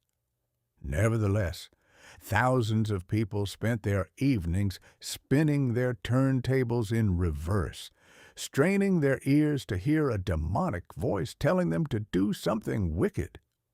What they usually heard was a sound reminiscent of a walrus with a head cold, but through the power of suggestion, they convinced themselves they were hearing a call to arms from the pit. It was a marvelous example of the human desire to find evil in anything that is loud and popular with the young. The Led Zeppelin IV album was a triumph of the heavy school of thought. It was music that didn't just ask for your attention, it demanded your surrender. It was the sound of a generation that had grown tired of the gentle folk songs of the 60s and wanted something that felt like a punch in the solar plexus. It also solidified the rock god as a new species of human. These were men who wore trousers so tight they appeared to be painted on, possessed manes of hair that would make a lion jealous, and moved across the stage with a swagger that suggested they owned the planet and were merely renting it out to the rest of us on a month-to-month basis. They lived lives of legendary excess, throwing televisions out of hotel windows and traveling in private jets, all while singing about the bustle in your hedgerow. I have often wondered about that hedgerow. The song warns us, "If there's a bustle in your hedgerow, don't be alarmed now, it's just a spring clean for the May Queen." This is the sort of advice that is remarkably difficult to apply in daily life. If I find a bustle in my hedgerow, my first instinct is to call the gardener or perhaps an exorcist, not to assume that a mythological monarch is performing her domestic chores. But logic was never the point of 1971. The point was the feeling. The point was the stairway. It was a bridge between the blues of the past and the glitter of the future, a long, winding, and occasionally nonsensical path that led straight into the heart of the 1970s. By the end of the year, Led Zeppelin had conquered the world. They had proven that you don't need a title, a name, or a coherent set of lyrics to become an immortal. All you need is a loud guitar, a steady beat, and the ability to convince several million people that you are whispering the secrets of the universe to them through a wall of static and feedback. As I look back on that year, I can still hear those opening notes. They are the sound of every garage in America, the sound of every frustrated father banging on the ceiling with a broomstick, and the sound of a lady who is still presumably trying to negotiate the closing costs on her celestial real estate. It was a magnificent, hilarious, and deafening folly, and it remains like the song itself, far too long and entirely impossible to ignore. Having ascended the stairway to the clouds and found only a very loud guitar player at the top, shall we return to the solid ground of the laboratory, where a group of men in white coats were shrinking the human brain down to the size of a biscuit? Chapter 9. The Brain in the Biscuit. It has been the primary occupation of the human race since the moment we first crawled out of the muck and realized that thinking is a remarkably taxing endeavor, to find something else to do our thinking for us. We began with fingers and toes, which served well enough for the counting of sheep or the tallying of enemies, but were found woefully inadequate when it came to calculating the trajectory of a tax bill. We moved on to the abacus, a collection of beads on strings that looked like a child's toy but possessed the cold, calculating soul of a tax collector. From there, we progressed to giant steam-belching engines of brass and iron, and eventually to the great vacuum tube monsters of the mid-century, machines that filled entire rooms, consumed enough electricity to dim the lights in 3 counties, and possessed the processing power of a particularly dim-witted hamster. But in November of 1971, a group of gentlemen at a fledgling outfit called Intel decided that the future of the human intellect was not to be found in the gargantuan, but in the microscopic. They introduced the Intel 4004, the world's first microprocessor. It was a sliver of silicon no larger than a fingernail or a moderately sized biscuit, yet it contained more ambition, more circuitry, and more potential for mischief than anything previously devised by the hand of man. I have always been a great admirer of the small thing that does a big thing. There is something fundamentally humorous about a piece of hardware that you could accidentally swallow, with your morning coffee being the very engine that would eventually rearrange the entire social order. The engineers, Messrs. Fagan, Hoff, and Mazur, were essentially modern-day alchemists. But instead of trying to turn lead into gold, a pursuit that has a certain honest greed to it, they were trying to turn sand into brains. Silicon, after all, is nothing more than refined sand. These gentlemen took the very substance that children play with at the beach, and through a process involving light, chemicals, and a level of patience that borders on the pathological, etched upon it a labyrinth of logic. They created a computer on a chip. It was as if they had taken the Library of Congress and shrunk it down until it could be worn as a cufflink. The impetus for this creation was, fittingly enough, a Japanese calculator company called Busicom. They wanted a set of specialized chips for their new line of calculating machines. Intel, however, being lazy in that magnificent way that leads to all great inventions, decided that instead of making a dozen different chips for a dozen different tasks, they would make one chip that could be told what to do. This was the birth of the general purpose machine. It was a chip that didn't know what it was until you gave it a set of instructions. One moment it was a calculator. The next it could be the brain of a traffic light or a dishwasher or a device for measuring the specific gravity of a politician's promises. It was a jack of all trades in a world of specialists, and it signaled the end of an era where a machine was built for a single, lonely purpose. The reality of the 4004, however, was that it was initially regarded with the same suspicion one might accord a talking dog. The big iron men, the ones who tended to the room-sized computers at IBM and wore ties that were as stiff as their corporate policies, looked at this tiny biscuit and laughed. "What can you do with a fingernail?" they asked. "It can't even run a payroll system for a medium-sized brewery." They failed to realize that the history of progress is a history of shrinking. We started with the sun, which is quite large. We moved to the candle, then the light bulb, and eventually we would reach the point where the light itself is so small you can't see it, which seems a bit counterproductive, but that is the way of things. By making the computer small, Intel made it cheap. And by making it cheap, they ensured that it would eventually find its way into every corner of human existence, like a digital version of the common cold. I reflect upon the fate of the human clerk. For centuries, if you wanted to add up a long column of figures, you had to hire a man in a green eye shade who sat on a high stool and possessed a soul that had been slowly turned into parchment by the sheer weight of arithmetic. In 1971, that man's entire career was being rendered obsolete by a sliver of sand. The 4004 didn't get tired, it didn't ask for a raise, it didn't engage in illicit dalliances with the typing pool, and it never, ever made a mistake in its carryovers.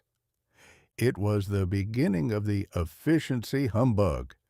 We were told that these machines would free us from the drudgery of labor, giving us more time for leisure, for art, and for the contemplation of the sublime. This is the great lie of the technological age. Whenever a machine makes a task faster, we do not spend the saved time at the fishing hole. We simply use it to do more tasks. The 4004 promised us a world of ease, but it delivered a world where we can now make 10 times as many errors in a single afternoon than our grandfathers could make in a month. There is also the matter of the manual.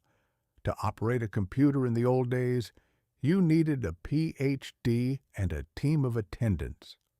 With the arrival of the microprocessor, we were told that anyone could use a computer. This was a polite way of saying that everyone would now be expected to do their own data entry. We have become a nation of clerks, tapping away at our little silicon biscuits, doing the work that we used to pay someone else to do, and calling it empowerment. The 4004 had a clock speed of about 740 kilohertz. To a modern ear, this sounds like the speed of a tectonic plate. But in 1971, it was a revelation. It could perform 60,000 operations in the time it takes a man to sneeze. It was a relentless, unblinking eye of logic. And yet, for all its speed, it couldn't tell you if a poem was beautiful, or if a steak was overcooked, or why a woman was crying. It was a brain that lacked a mind, a distinction that we have been trying to blur ever since with a desperation that is both touching and terrifying. As I looked at the news of this computer on a chip in 1971, I couldn't help but feel a certain sympathy for the future. We were handing over the keys of the kingdom to a collection of microscopic switches. We were entering an age where the most important things in the world would be invisible to the naked eye. We were building a civilization on a foundation of sand, literally. And what has been the result? We have shrunk our brains down to the size of a biscuit, and in doing so, we have made our problems infinitely larger. We have created a world where everything is connected, everything is instant, and nothing is ever truly finished. The Intel 4004 was the first step toward a future where a man cannot even buy a cup of coffee without consulting a silicon oracle to see if he has enough digital credit to justify the caffeine. It was a magnificent achievement, to be sure, a triumph of the intellect. But as I sit here, observing the frantic scurrying of the modern world, I find myself missing the abacus. At least, with an abacus, if you got frustrated, you could throw it at the wall and see the beads scatter. If you throw a microprocessor at the wall, it just sits there, tiny and defiant, waiting for you to pick it up and ask it to calculate the cost of the repair. The brain in the biscuit has won. We are now merely the attendants to the machine, the biological appendages to the silicon soul. And it all began in 1971, with a fingernail-sized piece of sand and a group of men who thought they were just building a better calculator. They were building a new world, one that is very fast, very small, and entirely convinced that it knows better than we do. Having seen the mind of man reduced to a silicon wafer, shall we now cross the Pacific to see the fate of empires decided by a small white ball and a pair of wooden paddles? Chapter 10. The Great Wall and the Ping-Pong Ball.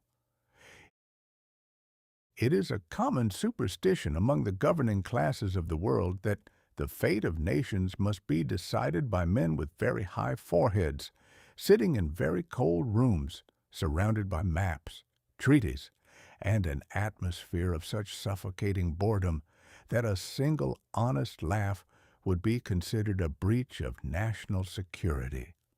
We are taught to believe that history is a grand tectonic struggle of ideologies, that the clash of civilizations is conducted with the solemnity of a funeral and the complexity of a chess match played by ghosts. However, in the spring of 1971, the universe, which has a much better sense of humor than the Department of State, decided to demonstrate that the bamboo curtain, a barrier that had separated 1/4 of the human race from the other 3/4 for 22 years, could be dismantled by nothing more substantial than a hollow celluloid ball weighing less than a postage stamp. For 2 decades, the United States and the People's Republic of China had been engaged in a staring contest of such epic proportions that both sides had forgotten who had blinked first. We were told that China was a red menace, a vast hive of blue-clad revolutionaries who spent their days waving little red books and their nights plotting the downfall of the suburban lawnmower. The Chinese, for their part, were taught that Americans were paper tigers, creatures of immense bluster and capitalist decadence who would surely crumble if exposed to a sufficiently vigorous lecture on the virtues of communal pig farming. Communication between the two powers was non-existent. If a message had to be sent from Washington to Beijing, it had to travel through so many intermediaries in Warsaw, Paris, and Islamabad that by the time it arrived, it likely read like a recipe for a slightly suspicious goulash. And then came the 31st World Table Tennis Championships in Nagoya, Japan. Table tennis, or ping pong, as it is known to those of us who do not possess a professional athletic license, is a game of remarkable franticness. It is essentially a domestic quarrel conducted across a green table with wooden paddles. It is a sport of spin, flick, and smash, terms that are equally applicable to a divorce court as they are to a gymnasium. It is not, on the surface, the sort of pursuit that inspires international awe. A man playing ping-pong does not look like a warrior. He looks like a man trying to swat an invisible and very athletic fly.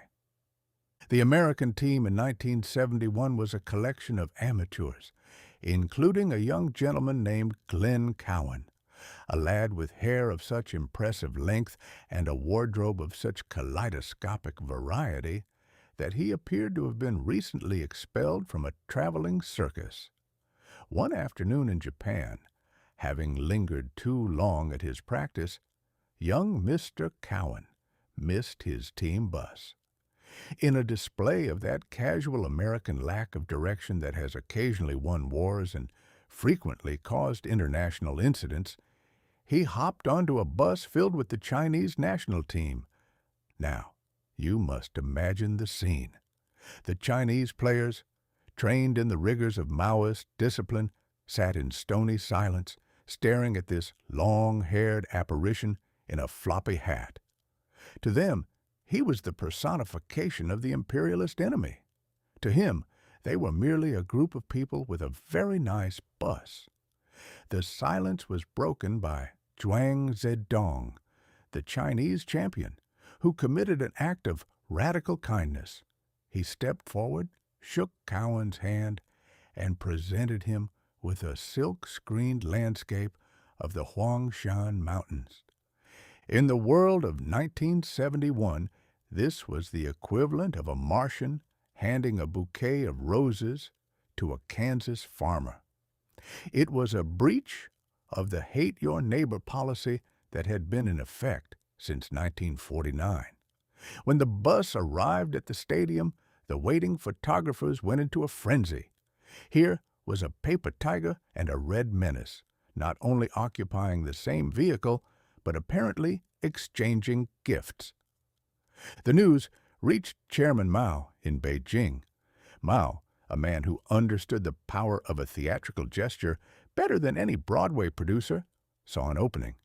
He reportedly said, "This Zhuang Zedong not only plays table tennis well, but is good at foreign affairs as well." With a stroke of his brush, he invited the American team to visit China. The American government was caught entirely off guard. Mr. Nixon and his chief advisor, Mr. Henry Kissinger, a man who possessed a voice like a landslide and a mind like a maze, realized that the back door to China had been opened by a boy who couldn't find his own bus. They accepted. The arrival of the American ping-pong team in China was a spectacle of the highest absurdity. They were the first group of Americans to set foot in the Forbidden City in a generation. They were greeted with banners that read, "Proletarians of the world, unite," and were fed banquets of such staggering variety that several members of the team began to suspect that revolutionary struggle mostly involved eating an incredible amount of duck. The matches themselves were a masterclass in diplomatic athleticism. The Chinese players were the best in the world. They could play ping pong with a ferocity that made the ball appear to be traveling through time. The Americans, by comparison, were like children playing with spoons. However, the order had come down from the highest levels of the Chinese Communist Party. Friendship first, competition second. This meant that the Chinese champions had to perform the most difficult feat in sports. They had to lose, or at least struggle mightily, without making it look like they were trying to be polite. They had to miss shots that a blindfolded grandmother could have made, and they had to do it with a look of intense concentration. It was a magnificent humbug. The Chinese were using their paddles to stroke the American ego, proving that the best way to win a man's heart is to let him win a game of ping pong in front of 10,000 cheering people. While the players were batting the ball back and forth, the real work was being done in the shadows. Mr. Kissinger, in a move of such cinematic secrecy it borders on the comical, feigned a stomach ache during a visit to Pakistan. While the world thought he was resting in a hilltop resort with a bottle of Pepto-Bismol, he was actually on a clandestine flight to Beijing to meet with Premier Zhou Enlai. Imagine it! The geopolitical map of the world was being redrawn because a man pretended to have a tummy ache after a group of teenagers played a game of table tennis. It is a reminder that history is not made by the march of progress, but by the stumble of the accidental. The ping-pong diplomacy of 1971 was a triumph of the trivial over the profound. It showed that if you want to end a 20-year feud, you don't start with the nuclear missiles or the trade deficits. You start with the toys.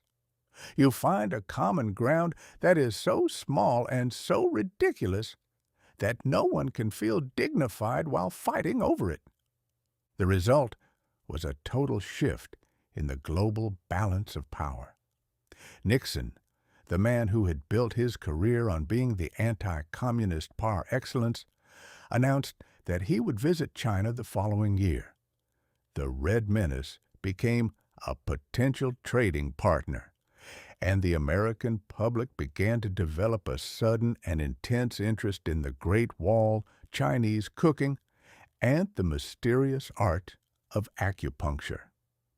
As I look back on that year, I am struck by the image of that little white ball zipping back and forth across the net. It was a tiny thing, but it carried the weight of empires. It proved that human beings are essentially the same everywhere. We all enjoy a good game. We all like to be treated with kindness by a stranger on a bus. And we are all remarkably easy to manipulate if you give us a trophy and a nice dinner. 1971 was the year we realized that the Great Wall of China was not made of stone, but of a lack of imagination. And once that wall was breached by a ping-pong ball, there was no putting the pieces back together. The paper tiger and the Red Menace had found something they could agree on, that a game played with a piece of hollow plastic is much more sensible than a war fought with anything else. It was a grand and hilarious farce, a comedy of manners conducted on a global stage.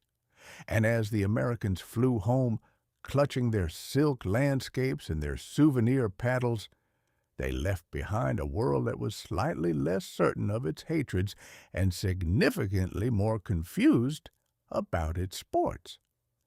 Having successfully opened the door to the east with a paddle, shall we return to the west to witness the fight of the century, where two men attempted to resolve their differences with their fists, proving that diplomacy still had a long way to go in the city of New York? Chapter 11. The Fight of the Century.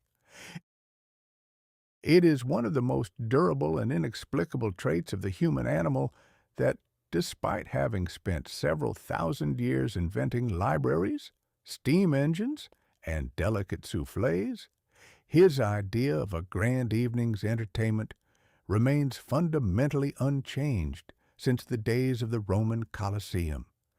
We are a species that takes a strange, shivering delight in watching two finely tuned specimens of our kind attempt to dismantle each other's countenances with their bare hands, or, in the case of the modern era, hands encased in padded leather bags to ensure the destruction is rhythmic rather than instantaneous.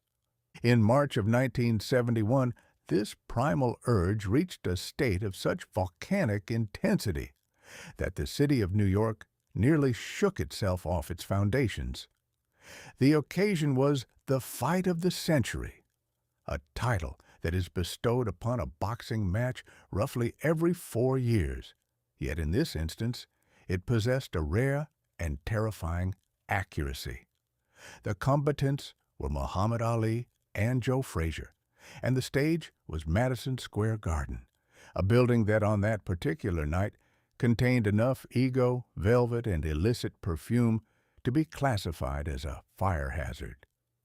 To understand the magnitude of this event, one must realize that Ali and Frazier were not merely two men who enjoyed hitting one another for profit. They were the personifications of the two halves of a fractured America, standing in a ring and trying to resolve a decade of social upheaval with a series of left hooks. Ali, born Cassius Clay, was the people's champion of the counterculture. He was a man who possessed a tongue as sharp as a razor and a speed that suggested he was operating in a different time zone than the rest of us. He had spent the last several years in a forced exile from the ring because he had politely but firmly declined to travel to the other side of the world to participate in the aforementioned jungle disagreement in Vietnam. To the young and the radical, he was a hero. To the establishment, the gentleman in the starch-collared shirts, he was a loud-mouthed agitator who needed to be silenced by a sturdy jaw adjustment. Joe Frazier, on the other hand, was the quiet man. He was a powerhouse of muscle and industry, a man who spoke with his fists and treated a boxing match like a day's labor in a coal mine. He was the reigning champion by default, a title Ali mocked with a cruelty that was both brilliant and unpardonable. Ali called him an Uncle Tom, a dumb tool of the white man, and a host of other things that ensured that by the time they stepped into the ring, Joe Frazier didn't just want to win a belt. He wanted to remove Ali's head from his shoulders and keep it as a paperweight. The atmosphere in the garden on the night of March 8th was a masterpiece of 1971 excess. It was a gala of the grotesque. Men appeared in floor-length mink coats, hats with brims so wide they required their own navigational charts, and suits of such vibrant hues they could have been used to signal ships at sea. Frank Sinatra was there, acting as a photographer for Life magazine because he couldn't get a ringside seat otherwise, proving that even the chairman of the board must occasionally work for a living if the guest list is sufficiently exclusive. The ticket prices were a scandal, and the closed-circuit television broadcast was a marvel of the new age, allowing millions of people to watch the carnage in theaters and ballrooms across the globe. It was a global campfire around which the world gathered to watch two men engage in the noble art of self-defense, a term that has always struck me as being as ironic as friendly fire or military intelligence. When the bell finally rang, the world stopped spinning. For 15 rounds, Allie and Fraser engaged in a dialogue of violence that was as beautiful as it was horrifying. Allie danced. He taunted. He flicked out his jab like a snake's tongue. Fraser moved forward with the relentless, unblinking determination of a landslide. He took Allie's best punches with a grimace and kept coming, his head bobbing like a cork in a storm, waiting for the moment when he could deliver his signature left hook, a blow that possessed the subtle charm of a swinging wrecking ball. In the previous decade, Ali had been the greatest, a man who could float like a butterfly and sting like a bee. But in 1971, he was a man who had been away from the ring too long. He found that, while the mind was willing, the legs were no longer interested in performing miracles. He was forced to stand and fight, and in doing so, he proved that he possessed a chin made of tempered steel and a heart that didn't know how to stop. The climax came in the 15th round. Fraser, his face swollen into a map of bruises, unleashed a left hook that caught Ali squarely on the jaw.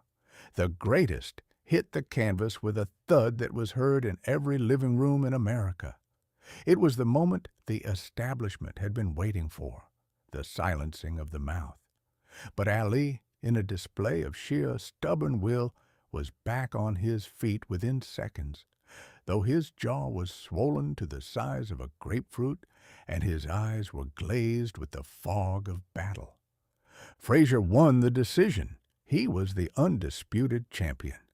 But the irony of the fight of the century was that both men left the ring as shells of their former selves. Fraser spent the next several weeks in a hospital bed, his body protesting the punishment he had endured. Ali walked away with his first professional loss and a jaw that looked like it had been through a meat grinder. The public, however, was delighted. We had seen the truth. We had seen that no matter how much a man talks, no matter how fast he moves, or how many poems he recites, he can still be brought low by a well-timed punch to the face. It was a comforting lesson for a nation that was feeling increasingly powerless in the face of inflation, war, and social change. I reflect on the fight as a metaphor for 1971 itself. It was a year of heavy hitters and bruised egos. It was a year when we stopped believing in the magic of the 60s and started dealing with the hard, cold reality of the 70s. We found that the world was not going to be changed by flowers and songs, but by a long, grueling struggle where everyone gets hurt, and the winner is simply the one who is still standing when the bell rings. The reality of boxing is that it is a sport where two men are paid millions of dollars to do to each other what the law normally forbids for free. Ali and Fraser were the highest-paid laborers in the world that night, and they earned every penny in blood and bone. They provided us with a spectacle of such raw, honest brutality that for a few hours we forgot about the lies of the Pentagon and the disappearing gold in the Treasury. In the end, Joe Frazier had the belt, but Muhammad Ali had the legend. It was a typical 1971 outcome. The man who followed the rules and did the work won the prize, but the man who broke the rules and made the most noise won the history books. As the crowds filed out of the garden, tripping over their mink coats and adjusting their wide-brimmed hats, they left behind a ring stained with the sweat and blood of two of the finest athletes to ever grace the earth. They headed out into the New York night, back to their televisions and their polyester suits, satisfied that they had witnessed the fight of the century. At least until the next one came along in 4 years, promising once again to be the greatest thing since the invention of the wheel. Having witnessed the physical reconstruction of the American heavyweight, shall we now turn our attention to the fashion of the day, specifically the rise of the bell-bottom, a garment that ensured that even if a man couldn't fight like Frazier, he could at least sweep the floor with his trousers? Chapter 12. The Architecture of the Leg. It has been my observation, throughout a long and somewhat checkered career of watching the human race attempt to decorate its own exterior, that the Almighty provided us with legs primarily for the purpose of getting from one saloon to the next without falling over. They are sturdy, reliable appendages designed by nature to be functional, if not particularly ornamental. However, man, being the only creature endowed with the capacity for both high-level calculus and profound aesthetic idiocy, has never been satisfied with the leg as God intended it. We have spent centuries trying to hide it, swell it, starch it, and otherwise disguise the fact that we are essentially upright, bifurcated radishes. In the previous century, we had the bustle and the hoop skirt, contraptions that turned a woman into a mobile fortress and ensured that any gentleman attempting a polite embrace would first have to navigate several yards of structural steel. But by the year 1971, the pendulum of insanity had swung to the other extreme. We arrived at the era of the bell-bottom, a garment that sought to solve a problem that did not exist by adding an unnecessary amount of fabric to the one part of the human anatomy that least required it, the ankle. The architecture of the bell-bottom is a triumph of illogical engineering. It begins at the waist with a grip so ferocious and uncompromising that it suggests a desperate attempt to migrate the wearer's internal organs toward his throat. It continues down the thigh with a skin-tight fidelity that leaves nothing to the imagination and quite a lot to the mercy of a sudden sneeze. But then upon reaching the knee, the fabric undergoes a sudden and violent emotional crisis. It explodes outward in a cascading fan of material, creating a silhouette that makes a grown man look as though he is standing in two very expensive, very floppy buckets. The anatomy of a sartorial disaster. To understand the bell-bottom, one must understand the three pillars of its existence. The sweep. A proper 1971 flare did not merely widen, it colonized the surrounding territory. A man walking down the street in a pair of high-quality bells was essentially a human broom, tidying the sidewalk as he went.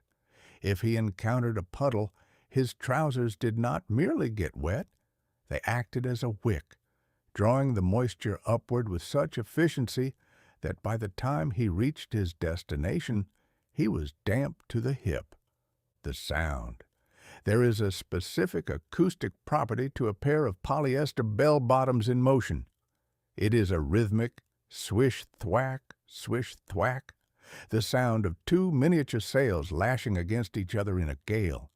In a quiet hallway, a man's approach could be detected from 3 floors away, not by his footsteps, but by the frantic friction of his inseams. The hazard. The bell-bottom was the natural enemy of the bicycle chain, the escalator, and the common household cat. To wear them was to live in a state of constant peril, knowing that at any moment a stray gust of wind or a poorly placed foot could lead to a catastrophic entanglement and a very public loss of dignity. I have often wondered what prompted this sudden obsession with the flared limb. Some say it was a tribute to the sailors of old who wore wide trousers so they could roll them up when scrubbing the decks. But the gentlemen of 1971 were not scrubbing decks. They were selling insurance and attending key parties in the suburbs. To adopt the uniform of a midshipman for the purpose of sitting in a beanbag chair and listening to a 3-hour drum solo is a piece of humbug that would make a con man blush. The true culprit, I suspect, was the synthetic revolution. We had discovered how to turn coal tar and petroleum into a fabric called polyester. Here was a material that possessed the breathability of a lead casket and the texture of a corrugated roof. It was a miracle of science. You could spill a tureen of gravy on a pair of polyester slacks, and it would simply slide off. Defeated by the sheer chemical hostility of the surface, you could crush them into a ball, sleep on them, and they would emerge the next morning with a crease so sharp it could be used to shave a pig. However, polyester has one significant drawback. It is an insulator of legendary proportions. To wear a polyester leisure suit in the humid heat of a July afternoon is to voluntarily participate in a private, portable sauna. A man in 1971 did not merely perspire. He underwent a process of slow internal poaching. He moved through the world in a cloud of his own steam, held together by the structural integrity of his double-knit flares. The colors, too, were an assault upon the senses. We moved past the earth tones of the late 60s, those muddy browns and sickly oranges, and entered the era of the electric pastel. I have seen men, sturdy, God-fearing men who probably paid their taxes and mowed their lawns, walking the streets in bell-bottoms the color of a bruised plum or a radioactive lime. It was as if the nation's tailors had all suffered a collective nervous breakdown and decided to take their revenge upon the public by dressing them as tropical birds. The Peacock Revolution, they called it. It was the moment when the American male decided he no longer wished to look like a respectable bank teller, and instead opted to look like a backup singer for a flamboyant lounge act. He grew his hair until it touched his shoulders. He cultivated a mustache that could hide a small family of rodents, and he stepped into his platform shoes, those wooden pedestals that added 4 inches to his height and a 60% chance of a broken ankle to his afternoon. I reflect on the visual comedy of a 1971 discotheque. Imagine a room filled with several hundred people, all dressed in varying shades of synthetic neon, their legs flaring out like the bells of 1,000 trumpets, all bobbing up and down to a beat that possessed the subtlety of a pile driver. From a distance, it must have looked like a field of agitated tulips being whipped by a hurricane. It was a spectacle of such profound and joyous absurdity that I am convinced the angels in heaven must have been leaning over the balcony, pointing and laughing, until their harps fell out of tune. But there was a darker side to the bell-bottom. It was the ultimate transition garment. It marked the point where the rebellion of the 60s was finally captured, processed, and sold back to the public by the very establishment it sought to overthrow. The flared trouser, once the mark of the radical and the freak, had become the uniform of the middle manager.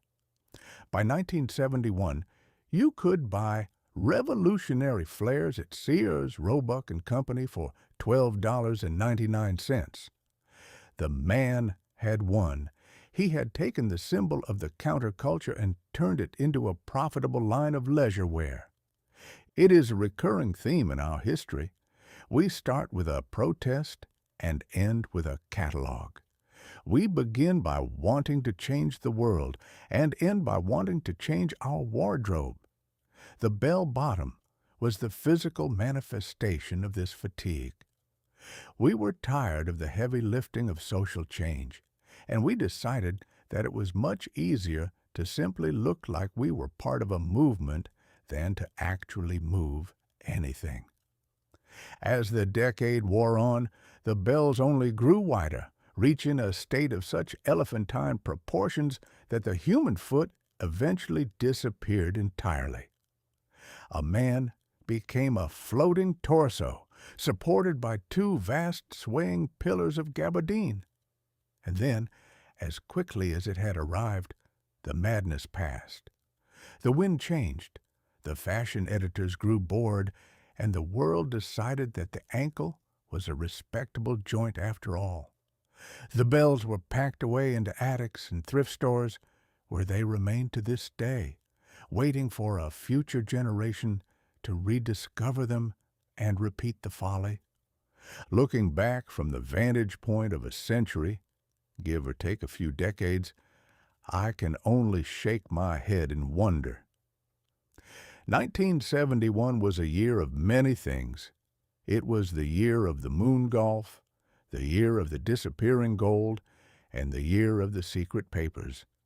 But in the hearts and on the hips of the people, it was the year of the great flare. We may have been confused about our politics, our economy, and our place in the universe. But by George, we knew one thing for certain, that the proper way to face the future was with a skin-tight thigh and a 24-inch hem. It was a magnificent, polyester-scented hallucination. And if you ever find yourself tempted to mock the people of 1971 for their sartorial choices, just remember, you are likely wearing something at this very moment that will make your grandchildren's sides ache with laughter. The only difference is that your trousers probably won't survive the heat death of the universe. The polyester of 1971, however, is eternal. Somewhere in a landfill, a pair of avocado green bell-bottoms is still as crisp, as unwrinkled, and as horrifying as the day they were born. Shall we leave the tailor shop behind and return to the flickering screen of the television, where a group of British lunatics were about to prove that the only thing more absurd than a pair of bell-bottoms was a dead parrot and a ministry of silly walks? Chapter 13. The Smoke and the Mirror. Mankind has always been remarkably fond of its vices, primarily because they are the only things that distinguish us from the angels, who lead lives of such insufferable purity that one imagines the firmament is quite a dull place to spend an afternoon. For centuries, tobacco was regarded as a faithful companion, a steady, glowing friend that helped a man endure the company of his relatives, the insolence of his creditors, and the general humidity of existence. I have always maintained that a cigar is a gift from Providence. It is a silent philosopher that never asks for a loan and always agrees with your opinions. However, by the dawn of 1971, the American government had decided that it was high time to save the citizenry from itself. On the stroke of midnight, January 2nd, 1971, the United States performed a feat of legislative surgery that would have baffled a medieval alchemist. They banished the cigarette advertisement from the television and the radio. They didn't ban the cigarette itself, mind you. The government is not so foolish as to surrender a tax revenue that flows as steadily as the Mississippi. But they decided that we were no longer permitted to be charmed by it in our living rooms. The final puff of the cathode ray tube. The evening of January 1st, 1971, was a most peculiar wake. It was the last gasp of the tobacco industry on the airwaves. Every network was crowded with the familiar ghosts of the advertising world, all trying to get one final smoky word in before the law lowered the iron curtain of silence. The Marlboro Man. He was the most successful piece of fiction since the invention of the political platform. He was a rugged, square-jawed cowpoke who spent his days looking at distant horizons and his nights being incredibly masculine. We were led to believe that if we simply ignited a specific brand of tobacco, we too would acquire a horse, a Stetson, and a profound silent wisdom.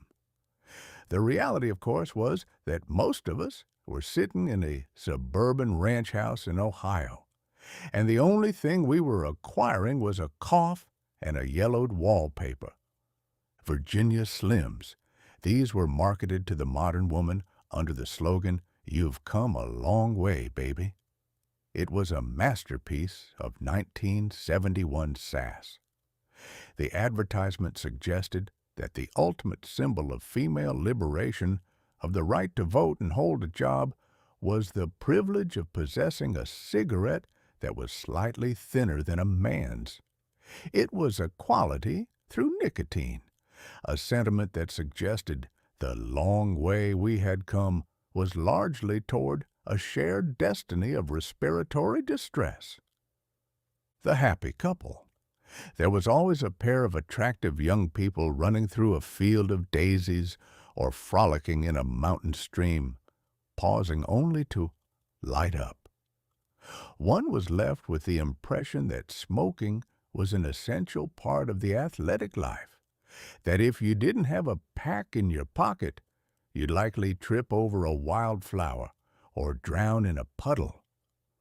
The very last cigarette commercial to air in America appeared on The Tonight Show starring Johnny Carson at 11:59 p.m. It was a Virginia Slims ad. As the clock struck 12, the woman in the commercial vanished into the static of history, and the tobacco industry was officially rendered invisible to the eyes of the television viewer. The Great American Humbug. I have often reflected on the health craze that prompts such legislation. It is a fundamental truth that the human body is a machine designed to wear out. We are all of us under a sentence of death from the moment we are born. Yet we spend our lives in a frantic effort to delay the inevitable by 5 or 10 minutes, usually by giving up everything that makes life worth living. The government's logic in 1971 was a marvel of inconsistency. They argued that by removing the commercials, they would prevent the youth from taking up the habit. It is a charmingly naive notion.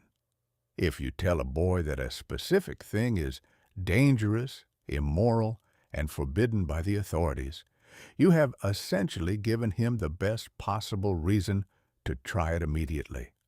Prohibition is the most effective form of advertising ever devised. It turns a common weed into a forbidden fruit, and there is no fruit so sweet as the one you have to sneak behind the barn to eat. Furthermore, the ban on advertisements had a most unexpected and hilarious result for the tobacco companies themselves. Prior to 1971, they had been spending millions of dollars trying to convince the public that their specific brand of smoke was cooler, milder, or more satisfying than their neighbors. It was a war of attrition played out in expensive 30-second segments. When the government banned the ads, the companies simply stopped spending the money. They found themselves with vast mountains of cash that they no longer had to give to the television networks. Their profits soared. They took the money they saved and put it into billboards, magazine ads, and the sponsorship of sporting events. Suddenly, every tennis match and car race in America was a walking billboard for tobacco. The government had tried to silence the industry and instead had turned it into a permanent fixture of the landscape. It is the sort of unintended consequence that makes the angels weep and the accountants sing. I remember a gentleman once told me that he had given up smoking because he was worried about his health. "I want to live to be 100, he said, with the earnestness of a man who has never actually met 100-year-old. I looked at him and thought, what on earth for? To spend 20 years in a chair, unable to remember your own name, contemplating the virtues of bran muffins? I would rather have a good cigar and a short life than a long life filled with nothing but the smell of my own virtue." The 1971 ban was the beginning of the nanny state, the idea that the government is your mother, your doctor, and your conscience all rolled into one. It signaled a shift in the American character. We were moving away from the rugged individualism of the frontier, where a man was responsible for his own lungs and his own destiny, and toward a more managed existence. We were being told that we were too fragile to look at a picture of a man in a tuxedo holding a pipe. And yet, despite the silence on the airwaves, the smoke continued to rise. The American public, being a stubborn lot, continued to ignite their little sticks of dried leaves with a persistence that defied the law of averages. We had learned to read between the lines. We knew that when the screen went dark and the music stopped, the product was still there, waiting for us in the corner shop. There is a profound irony in the way we handle our morality. We ban the picture of the thing, but keep the taxes on the thing. We tell our children that smoking is a filthy habit, while we use the revenue from that habit to build their schools. It is a masterpiece of hypocrisy, a national humbug that allows us to feel morally superior while keeping our pockets full. As I sat in my study in 1971, watching the television, which was now remarkably free of cowboys and mountain streams, I couldn't help but feel a certain nostalgia for the old lies. The commercials were, at the very least, entertaining. They were a form of American folk art, a collection of myths about who we were and what we wanted to be. We wanted to be rugged. We wanted to be liberated. We wanted to be happy in a field of daisies. Now we were merely protected. We were a nation of people whose eyes were being shielded from the sight of a forbidden pleasure, while our lungs were left to fend for themselves. It was a very 1971 solution to a very human problem. If you can't fix the reality, simply change the channel. The smoke and the mirror. The mirror was the television, reflecting our desires back at us in a filtered, idealized form. The smoke was the reality that remained once the mirror was turned off. By 1971, we had decided we didn't like the reflection, so we smashed the mirror. But the smoke, like the human spirit and the smell of a cheap cigar in a hotel hallway, lingered on, indifferent to the laws of man and the frantic efforts of the Bureau of Internal Revenue. Having successfully cleared the air of televisual smoke, shall we now turn our attention to the Nevada desert, where a man named Hunter S. Thompson was currently proving that even without cigarette commercials, the American dream was still quite capable of hallucinating on its own? Chapter 14. Fear, Loathing, and Other Tourist Attractions. It has long been my contention that if you wish to see the human soul in its most naked and unrefined state, stripped of all pretense, dignity, and the occasional item of necessary clothing, you need not travel to the far-flung corners of the earth or consult the musty archives of the theologians. You need only drive a rented convertible into the heart of the Nevada desert until you reach a place called Las Vegas. Las Vegas is a city that exists for the sole purpose of proving that if you provide a man with enough neon, enough cheap shrimp, and a sufficiently large quantity of high-octane spirits, he will voluntarily part with his life savings, his moral compass, and his ability to distinguish between a solid investment and a mechanical box that eats silver dollars. It is the high water mark of American folly, a shimmering mirage of avarice rising out of the sagebrush like a fever dream. In the year of our Lord 1971, however, the madness of Las Vegas underwent a profound and terrifying chemical transformation. This was the year that a gentleman by the name of Hunter S. Thompson, a man whose relationship with reality was at best distant and at worst litigious, embarked upon a journey to find what he called the American dream. He did not seek it in the halls of Congress or the quiet streets of the Midwest.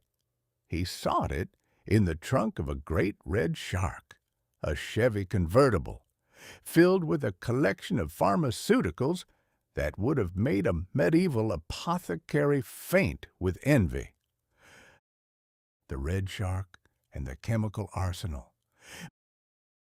Mr. Thompson's dispatches, which would eventually be titled Fear and Loathing in Las Vegas, were not so much journalism as they were a series of dispatches from a battlefield where the only casualties were brain cells and hotel furniture.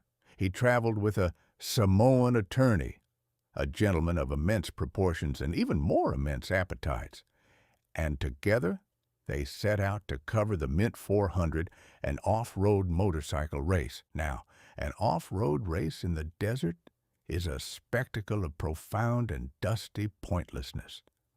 It involves a group of men attempting to drive motorized vehicles over rocks and cactus at high speeds, while several thousand spectators stand in the heat and drink beer until they can no longer see the dust. It is a sport designed by people who find the common road to be too predictable and the common headache to be too mild. But for Thompson and his attorney, the race was merely a backdrop for a more ambitious experiment in human endurance. Their trunk was a catalog of 1971's most potent thinking aids. They possessed 2 bags of grass, 75 pellets of mescaline, 5 sheets of high-powered blotter acid, a salt shaker half full of cocaine, a whole galaxy of multicolored uppers, downers, screamers, and laughers, a quart of tequila, a quart of rum, a case of Budweiser, and a pint of raw ether. I have always maintained that a man should be prepared for any eventuality, but this particular inventory suggests a man who was prepared for the end of the world and was looking forward to the fireworks. To attempt to navigate the social complexities of a Nevada casino while under the influence of raw ether is an act of bravery or insanity that makes the charge of the Light Brigade look like a Sunday school picnic. The architecture of the hallucination. The gonzo style, as it came to be known, was a product of the realization that the 1960s were dead. The summer of love had been replaced by the winter of the narc, and the peace and love generation had found themselves standing on the shore of 1971, watching the tide go out and revealing a beach covered in broken glass and political corruption. Thompson looked at the straight world of Las Vegas, the middle-aged tourists from Des Moines in their leisure suits, the hard-eyed pit bosses, and the frantic, desperate energy of the craps tables. and he realized that the only way to report on such a place was to become even crazier than the environment. He used his drugs as a sort of insanity shield. By being completely out of his mind, he was the only person in the city who could see the truth. That Las Vegas was not a playground, but a monstrous, glittering vortex of greed and despair. Consider his visit to the Circus Casino. This is an establishment where, in 1971, one could gamble on the ground floor while acrobats performed death-defying feats on trapezes directly overhead. It is a concept designed to ensure that the gambler is in a state of permanent sensory overload. Thompson, peaking on a particularly aggressive strain of mescaline, observed that the place was what the whole world would be doing on Saturday night if the Nazis had won the war. It is an accurate observation. Las Vegas in 1971 was the ultimate expression of the silent majority's idea of fun. It was loud, it was expensive, it was artificial, and it was entirely devoid of any nutritional value for the soul. The fact that the counterculture, represented by Thompson and his attorney, found themselves there was a sign that the two Americas were finally colliding in a shower of sparks and bad behavior. The search for the American dream. The recurring theme of the journey was the search for the American dream. Thompson and the attorney spent their days asking waiters, cops, and car rental clerks where they could find it. It was a magnificent piece of satirical humbug. They were looking for a high-minded ideal in a city built on the premise that you can get something for nothing if you only pull the lever one more time. They eventually found the dream at a place called the Old Psychiatrists' Club, which turned out to be a burnt-out ruin. It was a fitting metaphor. By 1971, the American dream had become a consumer's nightmare. We were no longer a nation of pioneers, we were a nation of tourists, traveling in rented cars, looking for a thrill that we could buy with a credit card and forget by Monday morning. The brilliance of Fear and Loathing lay in its refusal to be polite. Thompson didn't care about objective journalism, a concept he regarded with the same suspicion I accord a painless tooth-pulling.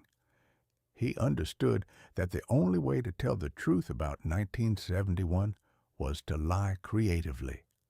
He told stories of giant bats descending on the highway, of lizards drinking blood in hotel lobbies, and of his attorney attempting to eat a room service waiter.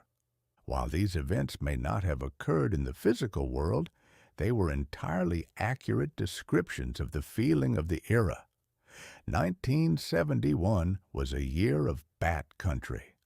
We were moving too fast, fueled by chemicals and paranoia, and we were beginning to realize that the great adventure of the 20th century was ending in a dusty parking lot behind a Caesar's palace.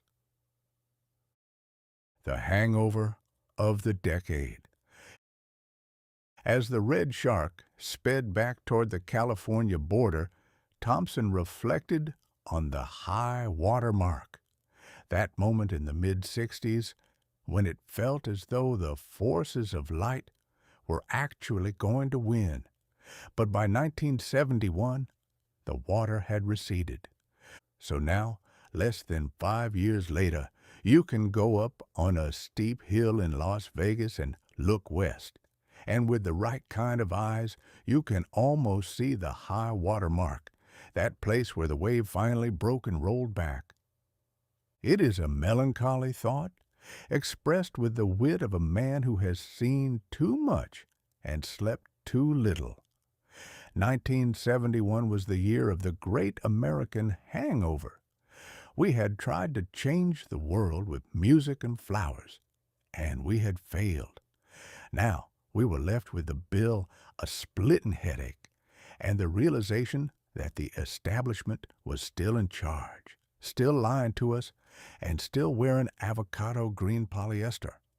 Thompson's work in 1971 was the obituary for the 60s. It told us that the dream was over, and the reality was a man named Nixon and a city named Vegas. It was a hilarious, terrifying, and deeply telling funeral oration for a decade that had promised us the stars and given us a Mint 400 t-shirt instead. I admire the man's grit. It takes a certain kind of genius to turn a drug-fueled bender into a profound piece of social commentary. He proved that in America, the only way to stay sane is to embrace a certain level of madness, and the only way to tell the truth is to make sure your audience is laughing so hard they don't notice you've just broken their hearts.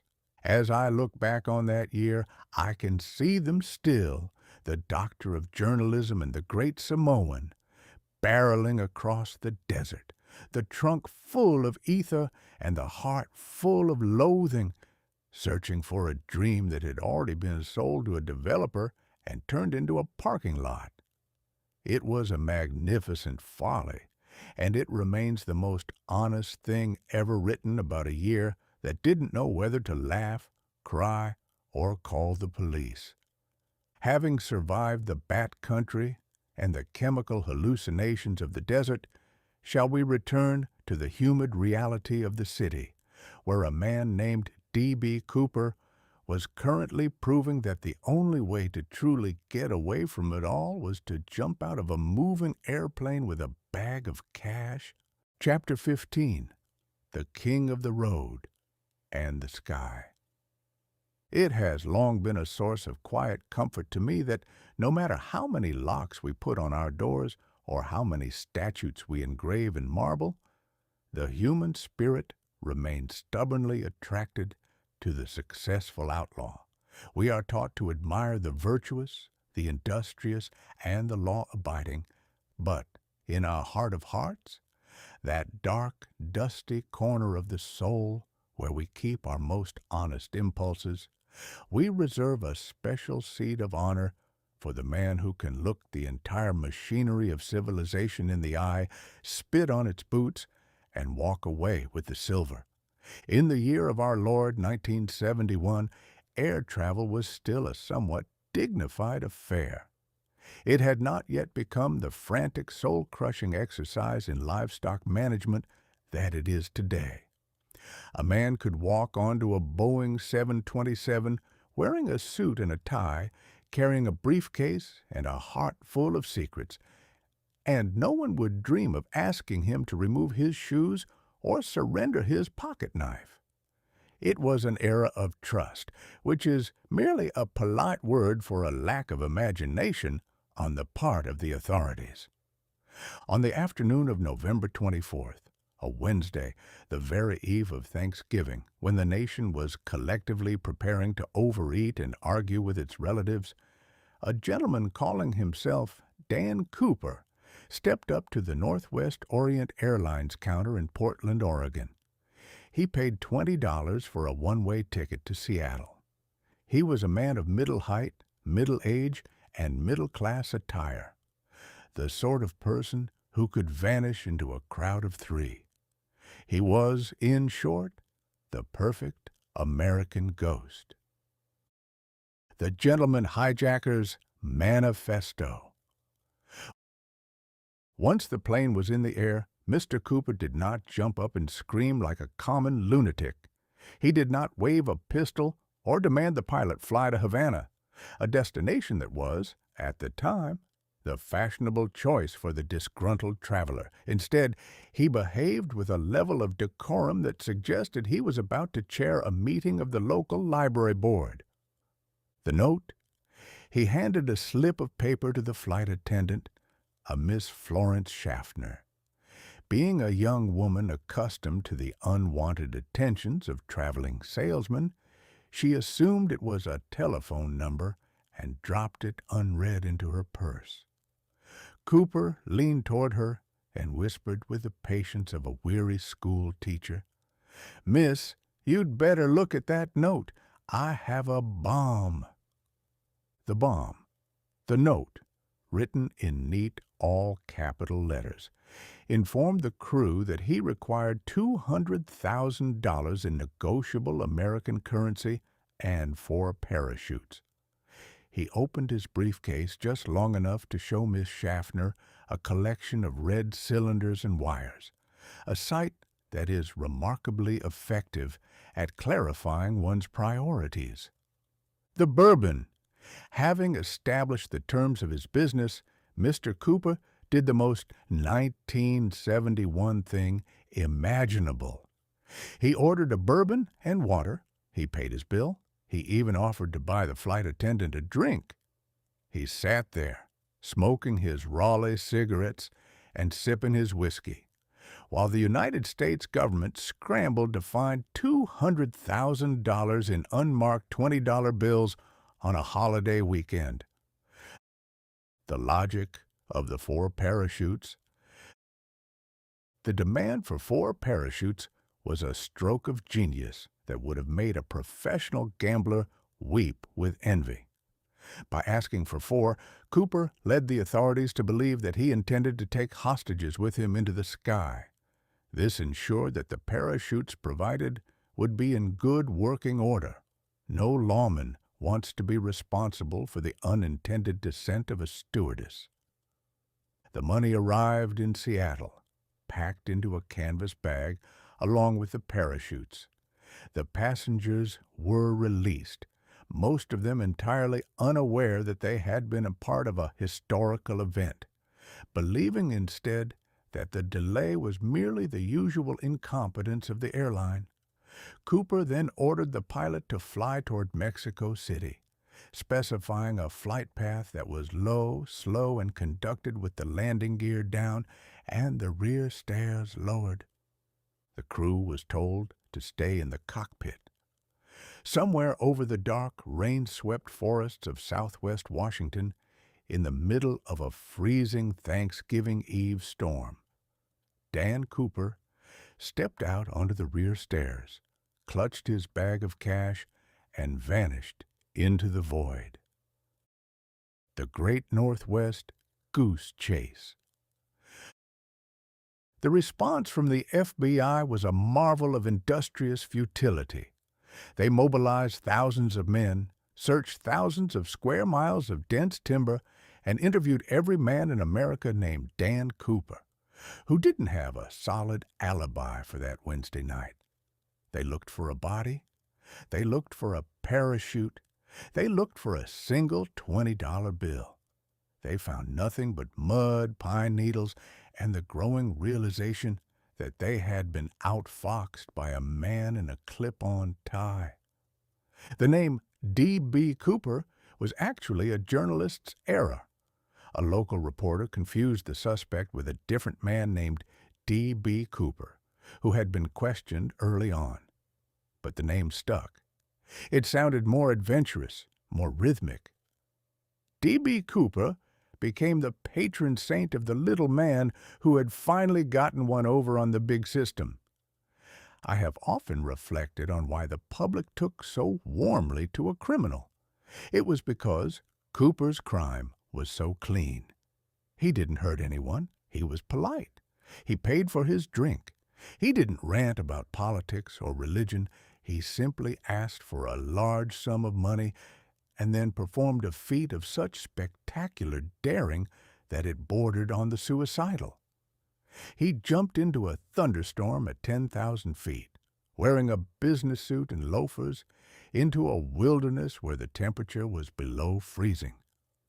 To the American mind of 1971, wearied by the endless grinding deceptions of the Vietnam War and the cynical maneuverings of the Nixon administration, D.B. Cooper was a breath of fresh, freezing air.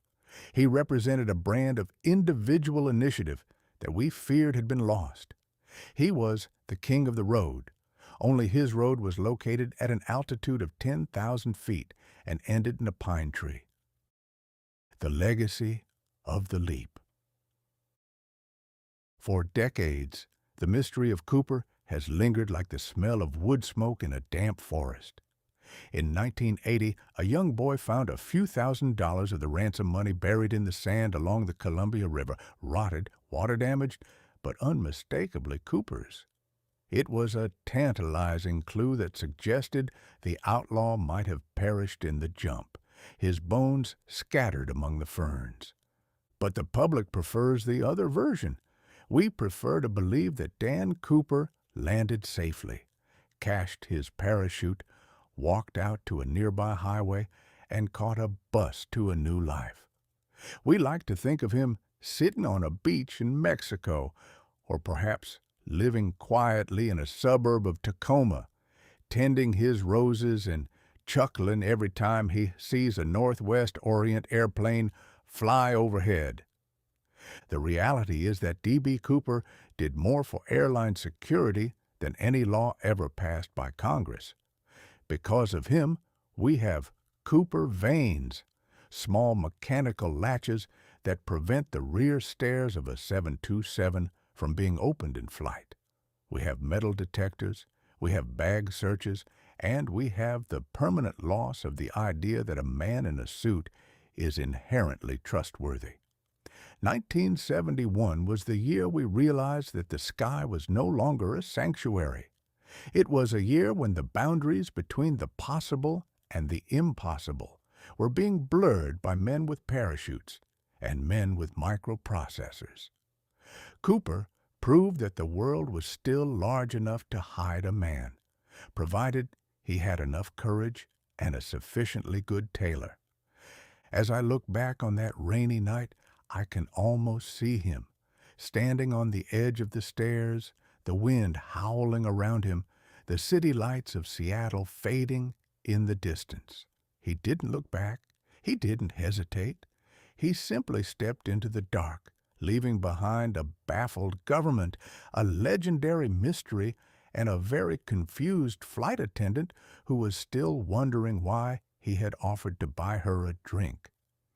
He was the last of the great outlaws, a man who stole from the sky and gave the rest of us a story that was worth more than the $200,000 he took with him. Whether he ended up as a skeleton in the woods or a millionaire in the sun, he remains the undisputed champion of the clean getaway. And in a year like 1971, that was a victory we all felt we could share. Having watched the most famous passenger in history depart without his luggage, shall we return to the ground and examine the state of the American medical establishment, where doctors were currently learning how to peer inside a human skull without the use of a traditional carpenter's tool. Chapter 16, The CT Scan, Peering Under the Hood.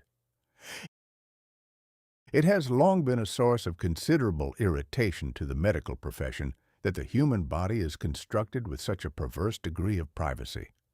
For thousands of years, the great architect of our species saw fit to wrap our most vital machinery in a thick, opaque envelope of skin, muscle, and bone, as if to suggest that what goes on in the engine room is strictly none of our business. If a gentleman in the 19th century suffered from a persistent rattling in his chest or a strange fog in his cranium, his physician had few options but to tap on him like a suspicious melon, listen through a wooden tube, and eventually, should the gentleman be wealthy enough, declare that his humors were out of balance and prescribe a vigorous course of leeches and a change of scenery. If a doctor truly wished to see what was happening inside a patient without the benefit of a funeral, he was largely out of luck. He could feel, he could poke, and he could guess. But to truly know required a level of invasive curiosity that usually left the patient in no condition to settle his bill. Then came the X-ray, a miraculous ray of light that could see through a man's waistcoat, but possessed the unfortunate habit of flattening his entire anatomy into a single, confusing shadow. An X-ray of a human head was like looking at a pressed flower in a book. You knew it had once been three-dimensional, but all you could see now was a tangled silhouette of bone and teeth. However, in the autumn of 1971, the world of medicine underwent a transformation so profound and so technologically audacious that it made the invention of the stethoscope look like a minor adjustment to a garden hose. This was the year that a quiet, unassuming Englishman named Godfrey Hounsfield introduced the world to the CT scan, a machine that allowed us, for the first time in history, to look inside the human skull and see the brain in all its gelatinous, disorganized glory without so much as disturbing a single hair on the patient's head. The Beatles and the brain, a most unlikely patronage. The most delicious irony of the CT scan, and one that confirms my belief that history is written by a satirist with a fondness for the absurd, is that the development of this medical marvel was funded quite literally by rock and roll. Mr. Hounsfield worked for EMI, a British conglomerate that in 1971 was best known as the record label for the Beatles. The Fab Four had spent the previous decade generating such a staggering mountain of cash that EMI found itself in the enviable, if somewhat baffling, position of having more money than it knew how to spend on guitars and drum kits. In a rare fit of corporate whimsy, they decided to allow their research laboratory to play around with advanced projects.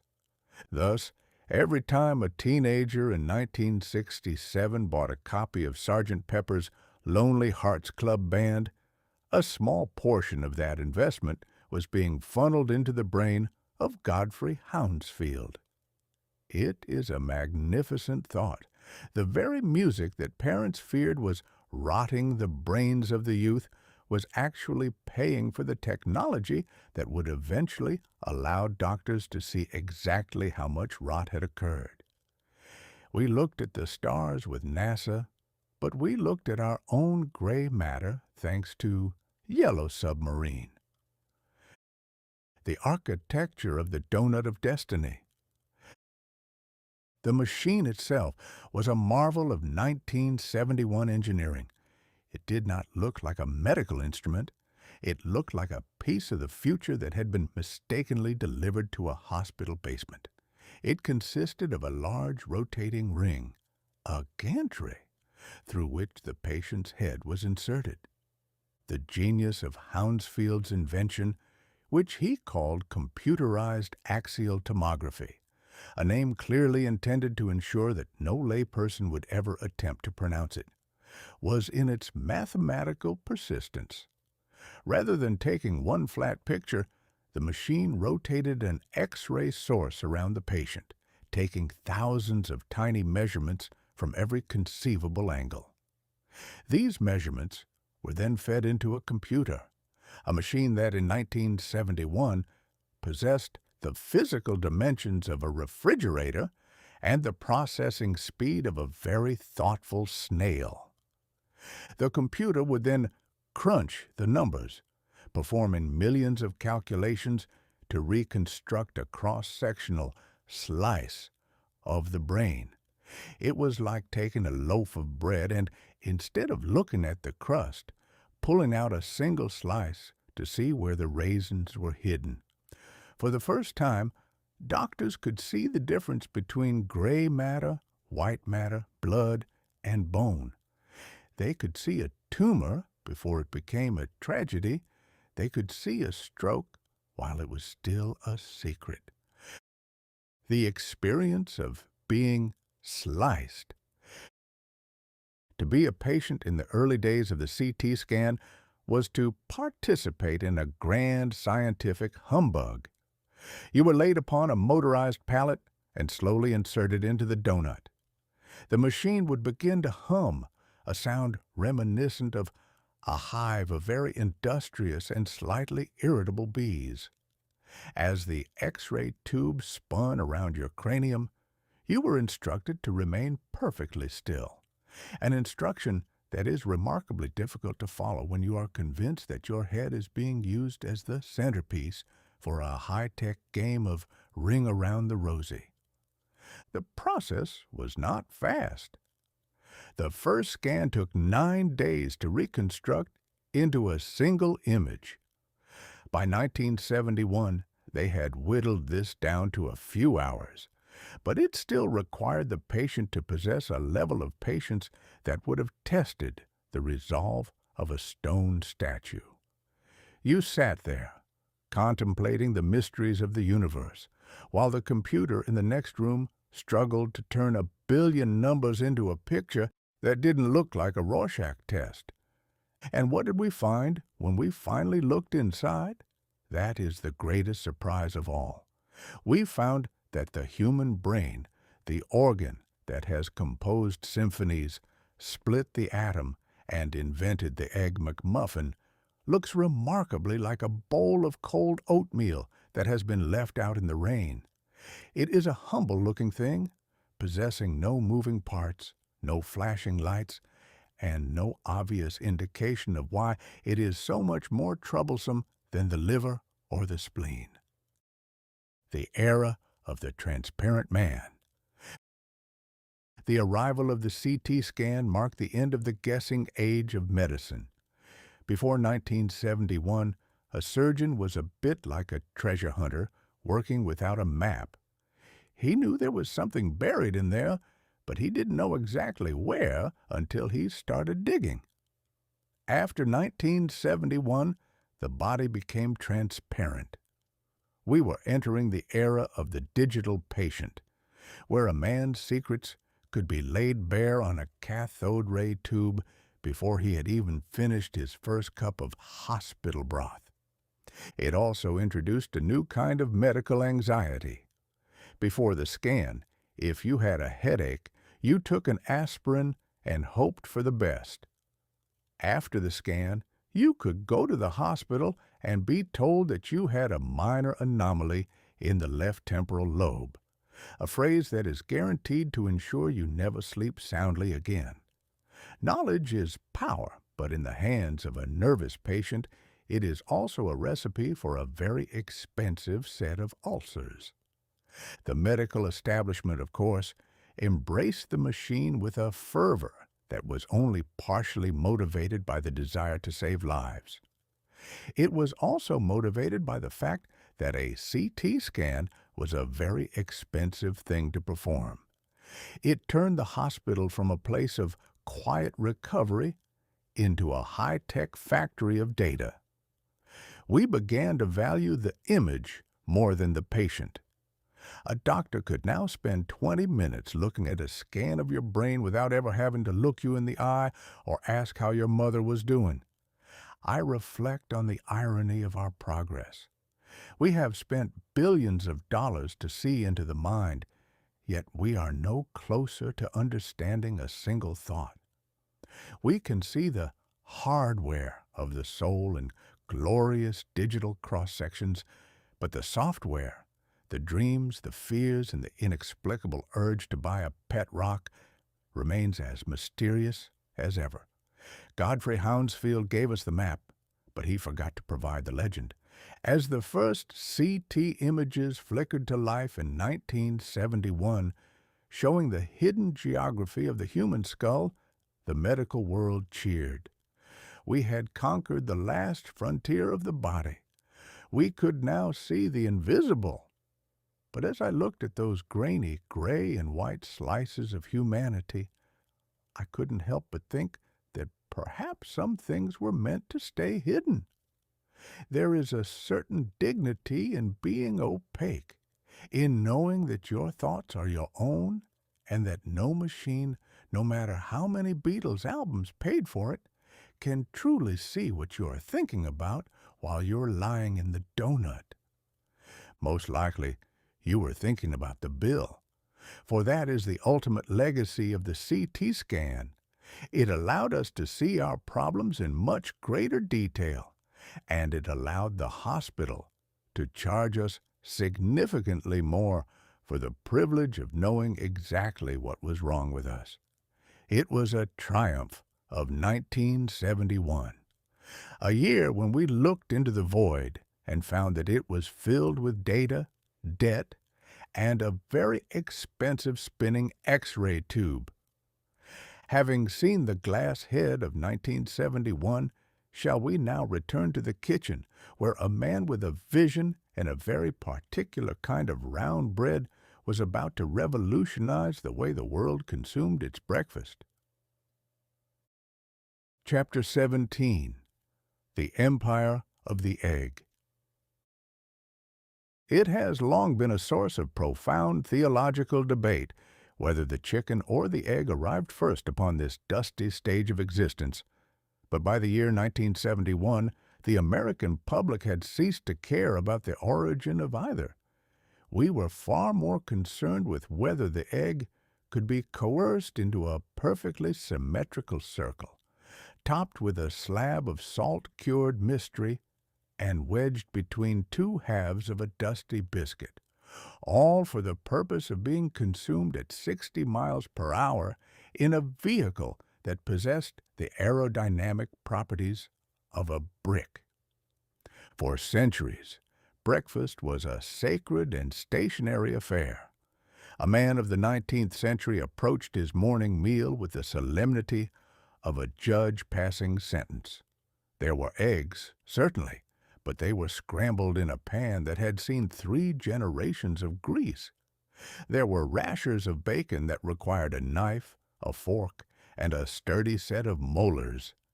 And there was the family table, a piece of furniture designed to ensure that you looked your relatives in the eye before you went out to face the world. Breakfast was the anchor of the day, a heavy, sedentary event that anchored a man to his home, his soil, and his indigestion. But 1971 was not a year for anchors. It was a year for efficiency, a word that in the American lexicon usually means doing a thing poorly, but doing it very, very fast. We had conquered the moon, we had shrunken the computer, and now we turned our formidable national intellect toward the problem of the morning hunger. The result was the Egg McMuffin, a culinary triumph that signaled the final surrender of the domestic kitchen to the industrial machine. The architect of the Yellow Dawn, the mastermind behind this poultry-based revolution, was a gentleman named Herb Peterson, a McDonald's franchise owner in California who possessed the restless soul of an inventor and the stomach of a man who clearly didn't have time to sit down. Mr. Peterson looked upon the Eggs Benedict, that elegant poached aristocrat of the brunch table, and decided that it was far too dignified for the common man. It required a plate. It required a napkin. It required a level of coordination that the average 1971 commuter, currently trying to light a cigarette and adjust his bell-bottoms while navigating a 4-way stop, simply did not possess. Mr. Peterson's genius lay in the Teflon ring. He realized that if you crack an egg into a circular metal mold, it loses its wild, unpredictable nature and assumes the shape of a hockey puck. By taming the egg, he made it stackable. He then replaced the finicky hollandaise sauce with a slice of processed American cheese, a substance that bears the same relationship to real cheese that a plastic Christmas tree bears to a cedar of Lebanon, and added a piece of Canadian bacon. The Great Canadian Mystery. I have spent many a sleepless night contemplating the Canadian nature of this particular meat. To an American, bacon is a strip of fat and lean, fried until it possesses the structural integrity of a glass shard. To a Canadian, apparently, bacon is a circular slice of ham that has been discouraged from being interesting, It is a polite meat. It does not sizzle. It merely sits there, moist and compliant, waiting for the cheese to glue it to the muffin. By assembling these components, Mr. Peterson created a handheld machine for the delivery of calories. He took the Egg McMuffin to Ray Kroc, the high priest of the Golden Arches, and the rest is history, or at least the kind of history that is written in grease on the back of a paper bag. The theology of the drive-through. The arrival of the Egg McMuffin coincided with the rise of the drive-through, a piece of architectural wizardry that allowed a man to acquire his sustenance without ever having to set foot on the actual earth. This was the true genius of 1971. We had finally achieved the dream of being entirely supported by machinery from the moment we woke up until the moment we collapsed into bed. Consider the ritual. A man pulls his car up to a plastic menu board. He speaks his desires into a metal box that responds with a voice like a ghost trapped in a wind tunnel. He drives to a window, exchanges a handful of unanchored paper currency for a warm, yellow-wrapped parcel. He departs, clutching the steering wheel with one hand and his destiny, in the form of a steaming egg biscuit, in the other.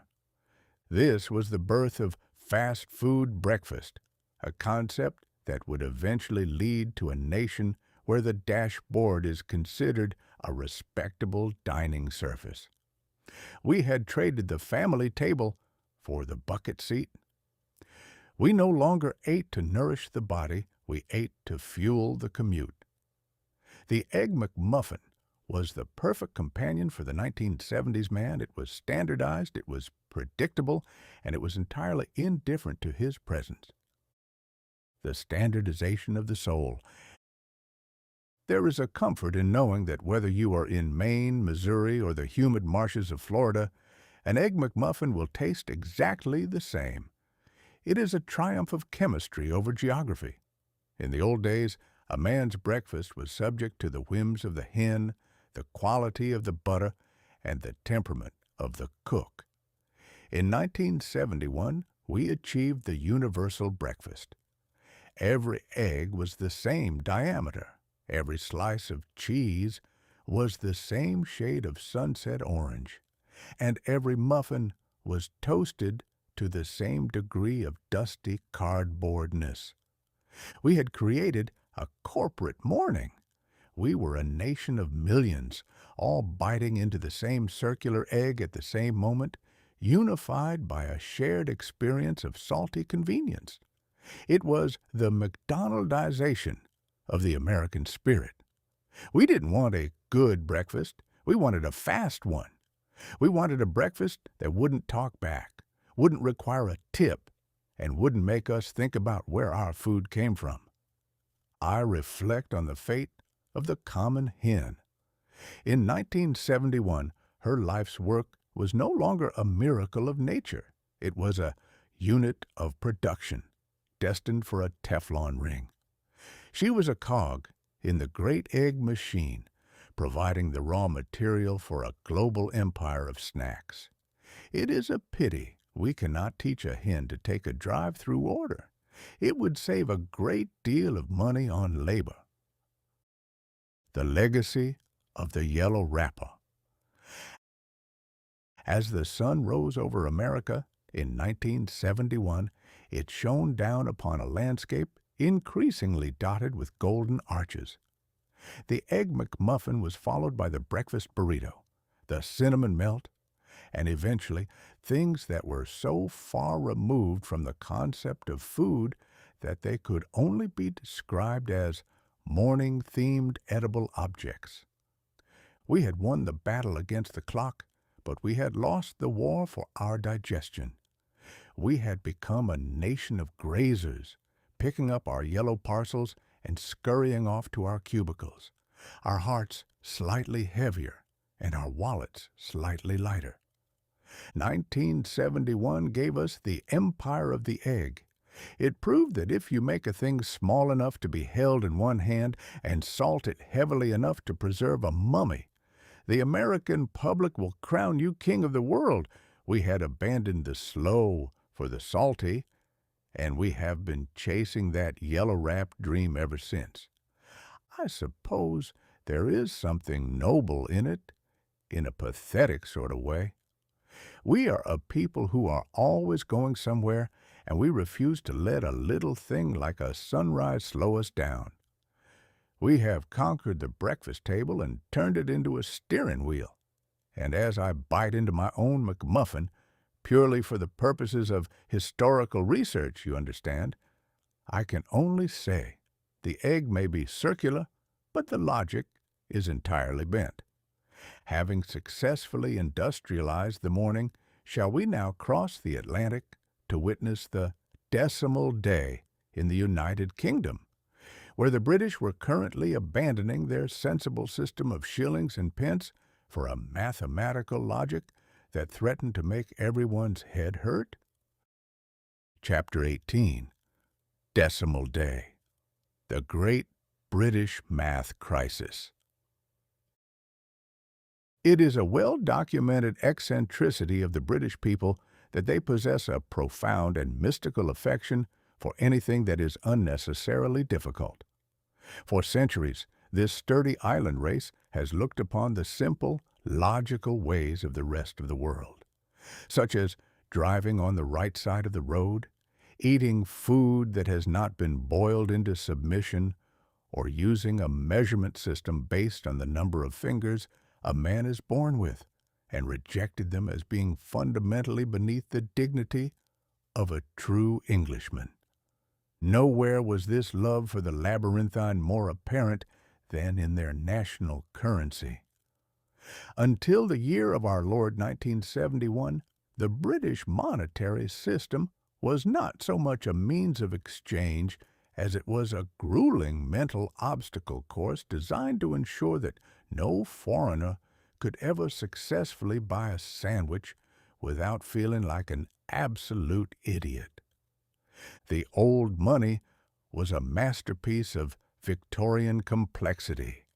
It was a system based on the number 12 and the number 20, presumably because the ancient Britons had once encountered a very influential merchant who possessed 12 fingers and 20 toes. 12 pence, D, made a shilling, S. 20 shillings made a pound, pound. Therefore, there were 240 pence to the pound. But the fun did not stop there.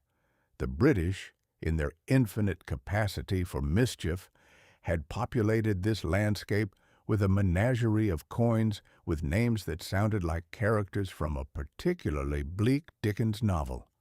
There was the farthing, a quarter of a penny; the halfpenny, pronounced ha-penny; the threepenny bit; the threepence; the sixpence; the tanner; the florin, 2 shillings; and the half-crown, 2 shillings and 6pence.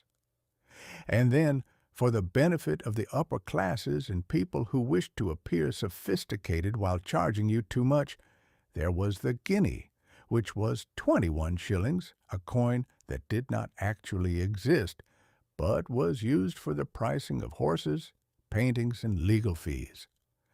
To go shopping in London in 1970 was to engage in a feat of mental arithmetic that would have made a Jesuit mathematician weep. If a hat cost £4, 8 shillings, and 9pence, and you handed over a £5 note, the calculation of the change was an event that required the silence of a cathedral and the patience of a saint. The arrival of the great humbug, D-Day. However, by February 15th, 1971, a day known to history as Decimal Day or D-Day, the British government finally decided that the 20th century had arrived and that it was high time the nation learned how to count to 10, They announced that henceforth the pound would be divided into 100 new pence. It was a move toward logic, a word that the British generally associate with the French and other people who are too clever for their own good. The government spent millions of pounds and several years preparing the public for this catastrophe. They issued pamphlets, they ran television advertisements featuring cheerful cartoons, and they even commissioned catchy songs to explain that 5 new pence is a shilling. It was as if the entire nation was being sent back to the first grade to learn that 2 plus 2 equals 4, provided the 2 is new and the other 2 is decimal.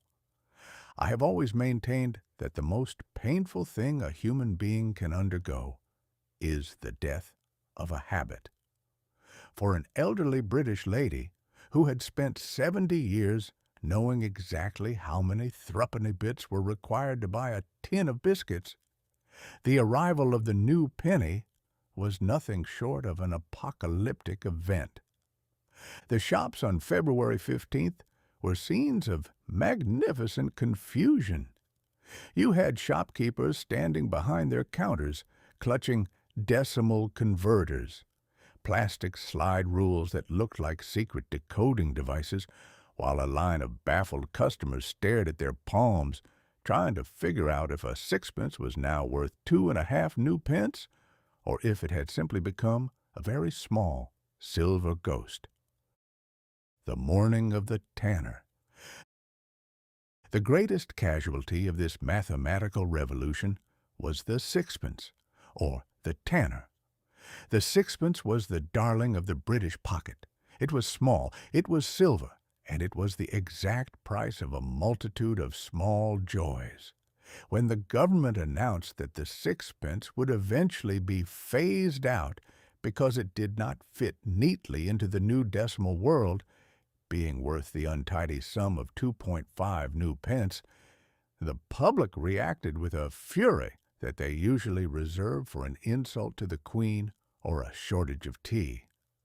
"Save our sixpence!" was the cry that went up across the land. It was a battle for the soul of the nation.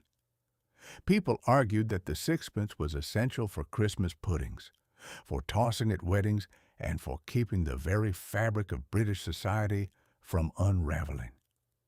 The government, in a rare display of cowardice, allowed the sixpence to remain legal tender for a few more years, but the writing was on the wall. The tanner was a relic of a more complicated, more colorful, and infinitely more confusing age. The hidden meaning of the new. There is a profound irony in the way we use the word new to disguise the fact that we are simply making things more boring.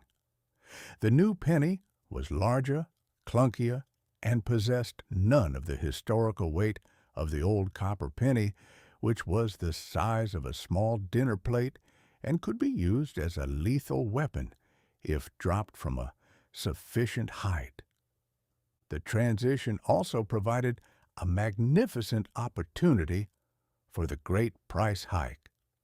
Shopkeepers, being the enterprising scoundrels they are, realized that if something had previously cost 1 shilling, 12 old pence, and they decimalized it to 5 new pence, which was worth 12.5 old pence, they had just given themselves a tidy little raise under the guise of national progress. The public, too confused by the math to complain, simply paid the extra halfpenny and went home to lie down with a damp cloth on their foreheads. The decimal day was a triumph for the bureaucrats and the accountants, the men who believed that the world would be a much better place if it were organized into neat, clickable columns. But for the rest of us, it was the loss of a certain kind of magic. There is no poetry in the number 100. It is a cold, sterile number. But there is a magnificent, sprawling poetry in the number 240. I reflect on the British schoolboy of 1971. For generations, he had been forced to master the 12 times table with a ferocity that would have frightened a Spartan. He was a master of fractions, a wizard of the denominator. Now, he was being told that he only needed to know his tens. We were raising a generation of mathematical weaklings, people who would grow up unable to calculate a guinea in their heads and who would eventually rely on those tiny silicon biscuits from Intel to tell them how much change they were owed. The death of national eccentricity. By the end of 1971, the old money had largely vanished.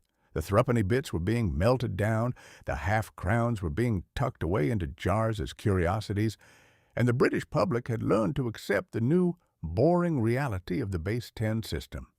But something had been lost. Britain had become a little bit more like the rest of the world. They had surrendered a piece of their island identity to the cold, logical demands of international trade and European harmony. They had traded their florins for decimals, and in doing so, they had admitted that perhaps, just perhaps, the number 12 was not the center of the universe after all. As I look back on that year, I can still see the ghosts of the old coins rattling around in the history books. They represent a time when money was not just a number on a screen, but a physical manifestation of a nation's history, its quirks, and its stubborn refusal to be sensible. 1971 was the year Britain grew up, mathematically speaking, and as is usually the case when someone grows up, they become significantly more efficient and significantly less interesting to talk to at a party. The British may now have a currency that makes sense, but they will never again know the joy of explaining to a bewildered American tourist why 3 half-crowns and a tanner is exactly the right amount for a train ticket to Brighton. And that, in my opinion, is a tragedy that no amount of new pence can ever truly compensate for. Having successfully counted our change in the new British fashion, shall we return to the global stage to witness the Concert for Bangladesh, where George Harrison was currently proving that a guitar could be used for something other than a stairway to heaven? Chapter 19. The Concert for Bangladesh, the Sitar, the Savior, and the Taxman. It has been a long-standing and somewhat tiresome tradition that whenever the human race finds itself in a state of profound distress, usually due to the machinations of nature or the even more creative cruelties of politicians, it looks for a savior. In the old days, we looked to the prophets, the philosophers, or, at the very least, a man with a sturdy boat and a plan for the livestock.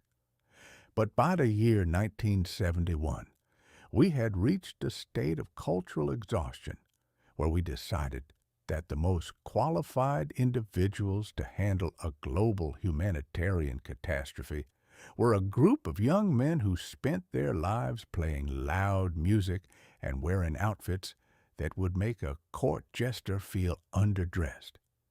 This was the birth of the mega benefit, a spectacle of such high-minded ambition and logistical chaos that it could only have been conceived in the humid, drug-dampened brain of a rock star. The location was once again Madison Square Garden, which by now was becoming the unofficial headquarters for 1971's most expensive theatrical displays. And the primary architect was Mr. George Harrison. The quiet one finds his voice. Mr. Harrison, as we have previously noted, had spent the better part of a decade as the quiet Beatle, a man who sat in the shadow of the more boisterous John and the more tuneful Paul, content to play his guitar and occasionally contemplate the infinite. But when the Beatles finally dissolved in a cloud of legal briefs and hurt feelings, George emerged from the wreckage with a sudden spiritual energy and a friend named Ravi Shankar. Mr. Shankar was a master of the sitar, an instrument that looks like a very large, very athletic gourd, and produces a sound that to the uninitiated Western ear suggests a chorus of extremely musical bees trapped in a copper pipe. He brought to George's attention a calamity occurring on the other side of the planet, a place called East Pakistan, which was currently being transformed into Bangladesh through a process involving war, famine, a cyclone of biblical proportions, and a general lack of interest from the United Nations. It was a tragedy of immense proportions, involving millions of refugees and a level of suffering that defied description. George, being a man of conscience and possessing a Rolodex filled with the most famous phone numbers in the world, decided that the only way to save these people was to hold a concert. It was a noble impulse, based on the uniquely American and British delusion that if you play a guitar solo with enough sincerity, a starving child 10,000 miles away will somehow receive a bowl of rice. The gathering of the tribe. The organization of the Concert for Bangladesh was an exercise in what I call inspired incompetence. George spent his days calling his friends, the royalty of the rock world, and asking them to drop everything and fly to New York. Ringo Starr showed up, presumably because he had nothing else to do that Tuesday and enjoyed a good drum-off. Eric Clapton arrived, though he was currently engaged in a very private and very expensive battle with his own inner demons, and spent much of the rehearsals looking as though he had been recently exhumed. Billy Preston brought the soul and the Hammond organ, which was the only thing in the building capable of drowning out the sound of the egos. But the real triumph was the capture of the great hermit of American music, Mr. Bob Dylan. By 1971, Dylan had retreated into a life of rural seclusion, appearing only occasionally to release an album that confused his fans and infuriated the critics. To get him to a stage in New York was considered a feat roughly equivalent to convincing a hermit crab to surrender its shell for a tuxedo. He arrived at the last minute, wearing a denim jacket and a look of profound bewilderment, as if he had accidentally wandered onto the stage while looking for a sandwich. The great cultural misunderstanding. The concert itself, held on August 1st, 1971, was a dual performance affair. The afternoon show began with Ravi Shankar and his fellow Indian musicians. They sat on a raised platform, surrounded by incense and an atmosphere of ancient dignity. Before they began their first piece, they spent several minutes tuning their instruments, twisting the pegs, plucking the strings, and listening to the microtonal nuances of the sitar and the sarod. When they finally stopped tuning, the New York audience, a collection of people who had been fueled by a steady diet of 1971's most aggressive chemicals, erupted into a thunderous standing ovation. Ravi Shankar looked at the crowd, waited for the silence to return, and then uttered the most stinging piece of witticism in the history of the garden. If you appreciate the tuning so much, I hope you will enjoy the music more. It was a perfect illustration of the era, a crowd of people so eager to be enlightened and supportive that they couldn't distinguish between the preparation for art and the art itself. They were applauding the sound of a man adjusting a screw, believing it to be a secret melody of the East. The rock and roll salvation. When the electric guitars finally took the stage, the concert turned into a marathon of nostalgia and right-on energy. George Harrison performed his new hits, Ringo sang about being natural, and Billy Preston practically levitated off his piano stool.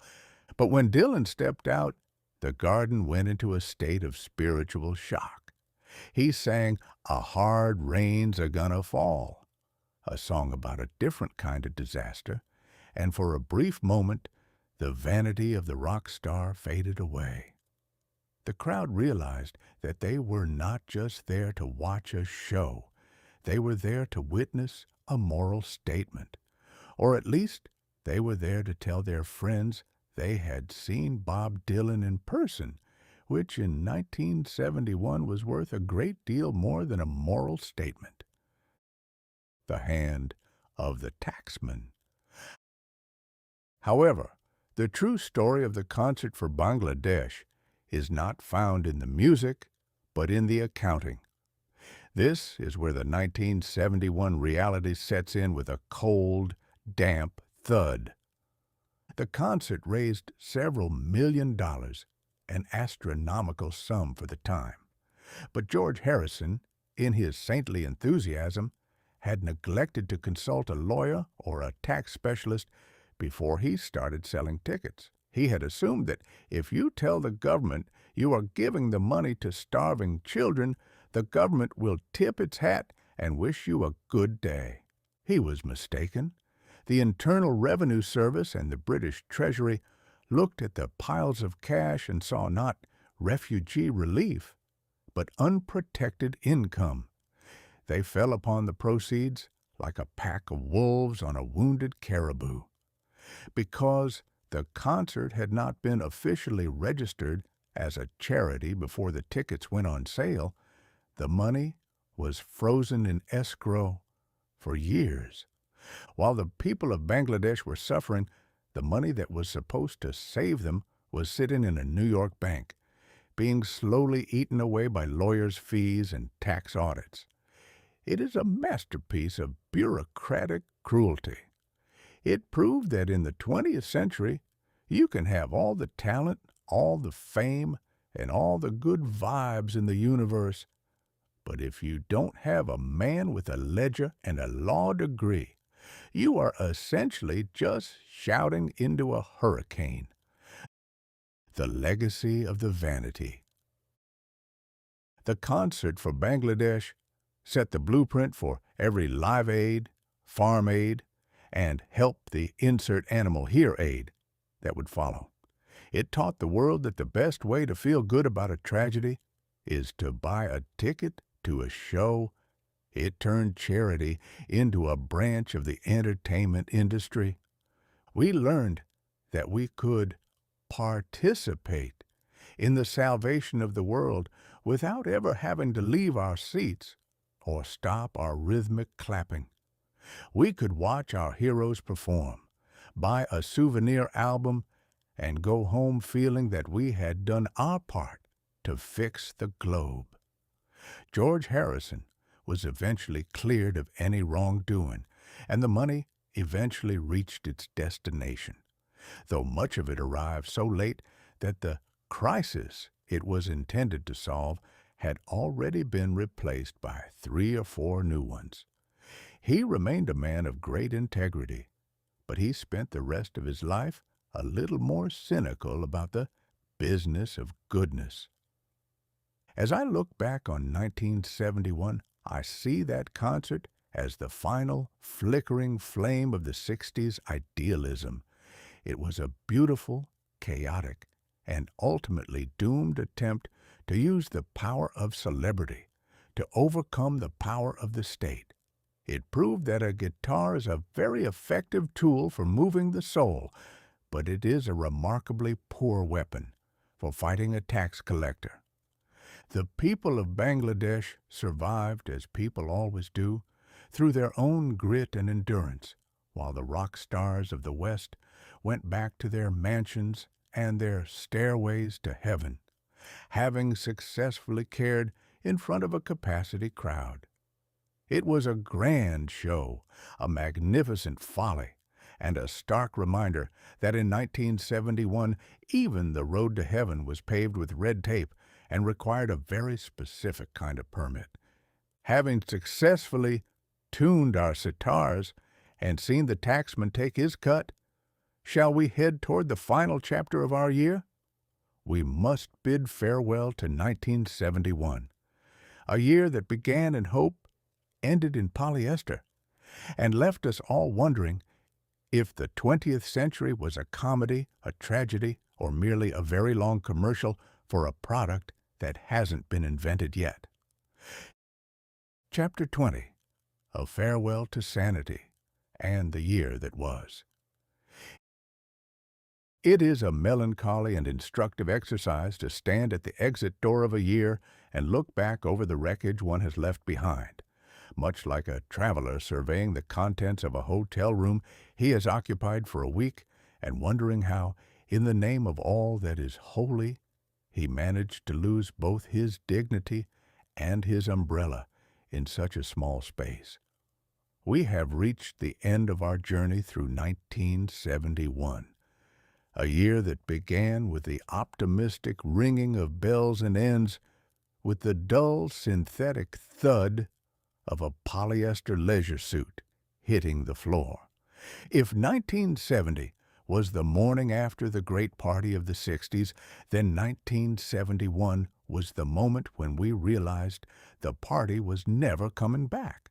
The house was in foreclosure, and the neighbors had collectively decided to stop speaking to us. It was a bridge between the age of Aquarius and the age of malaise, a bridge constructed primarily of balsa wood, held together by Scotch tape, and painted in a shade of harvest gold that would make a sunflower weep with embarrassment. The mandate of the yellow circle. As the year drew to a close, a peculiar and terrifying phenomenon swept across the Republic, proving that when a nation is in the throes of a nervous breakdown, it will cling to any symbol of stability, no matter how profoundly stupid. I speak, of course, of the smiley face. In 1971, a pair of brothers in Philadelphia took a simple yellow circle, added 2 dots and a curved line, and coupled it with the command, "Have a nice day." This was not a suggestion. It was a mandate. Suddenly, this lobotomized sun looked out from every button, every bumper sticker, and every coffee mug in the land. It was the ultimate 1971 slap. We were a nation embroiled in a war we couldn't win, an economy we couldn't stabilize, and a political system that was currently being disassembled by men with wiretaps in the middle of the night. And our response was to pin a plastic yellow face to our lapels and tell each other to have a nice day. Nice is a word used by people who have run out of adjectives and hope. It is a polite mask for a screaming void. The smiley face was the mascot of our denial, a 2-dimensional grin for a 3-dimensional disaster. The first pixelated sin. While we were busy being told to be nice, a gentleman named Nolan Bushnell was currently introducing a machine that would ensure the youth of the future never had to look at a book, a tree, or a human being again. He released Computer Space, the world's first commercially sold video game. It was a fiberglass cabinet that looked like something salvaged from the set of a low-budget space opera, containing a small television screen where a few white dots chased each other around a black void. It was a game about space combat, though it mostly involved the player losing a quarter every 3 minutes to a machine that possessed the mercy of a hungry shark. It was a prophetic moment. 1971 was the year we began to pay for the privilege of being frustrated by a computer. We had shrunken the brain into a biscuit, as we noted in Chapter 9, and now we were using that brain to simulate the destruction of imaginary rockets. We were entering the digital playground, a place where reality could be replaced by a flickering screen and a plastic joystick. It was the beginning of the end for the great American art of doing nothing productively. The shadows in the basement. We would be remiss if we did not mention the quiet, industrious work being performed by a group of gentlemen in Washington known as the Plumbers. As 1971 wound down, these stalwarts of the Nixon administration were busy stopping leaks by breaking into offices and committing various acts of high-altitude burglary. They were the harbingers of the great collapse that was to come in 1972 and beyond. They represented the dark underbelly of the 1971 stability. While the president was opening doors to China and untethering the gold from the dollar, his footmen were in the basement, ensuring that anyone who disagreed with the official version of reality would find their private lives as transparent as a CT scan. It was a masterpiece of political humbug. We were being told that law and order was the order of the day, while the very men who issued the order were treating the Constitution like a suggestion box that they were perfectly free to ignore. It was a year of double speak, where a temporary suspension meant forever and a national security interest meant personal embarrassment. The final verdict on polyester, and what of the clothes? I cannot leave 1971 without one final shuddering reflection on the double-knit revolution. By December, the American male had almost entirely surrendered his dignity to the chemical industry. He stood in his living room, surrounded by wood-paneled walls and shag carpeting, dressed in a suit of such vibrant, unnatural durability that he looked like a character from a dream dreamt by a person who had eaten too much spicy sausage. Polyester was a fabric of 1971 because it was, like the year itself, unbreakable and unbreathable. It refused to wrinkle, it refused to fade, and it refused to let any fresh air touch the human hide. It was a metaphor for our collective state of mind. We were encased in a synthetic shell of our own making, trying to look leisurely while we were actually simmering in our own anxieties. The departure of the year. As the clock ticked toward midnight on December 31st, 1971, I suspect the American public felt a sense of relief that was only slightly tempered by a profound dread for what was coming next. We had survived a year of high-stakes gambling in the desert, high-altitude thievery in the skies, and high-volume rock and roll in the gardens. We had seen the moon golf, the egg biscuit, and the decimalized penny. We had seen the best and the brightest caught in a lie, and the quiet one try to save the world with a sitar. We had moved from a decade of why not to a year of what now. 1971 was the year we realized that the world was becoming a very small place, operated by very small machines and managed by men with very small consciences.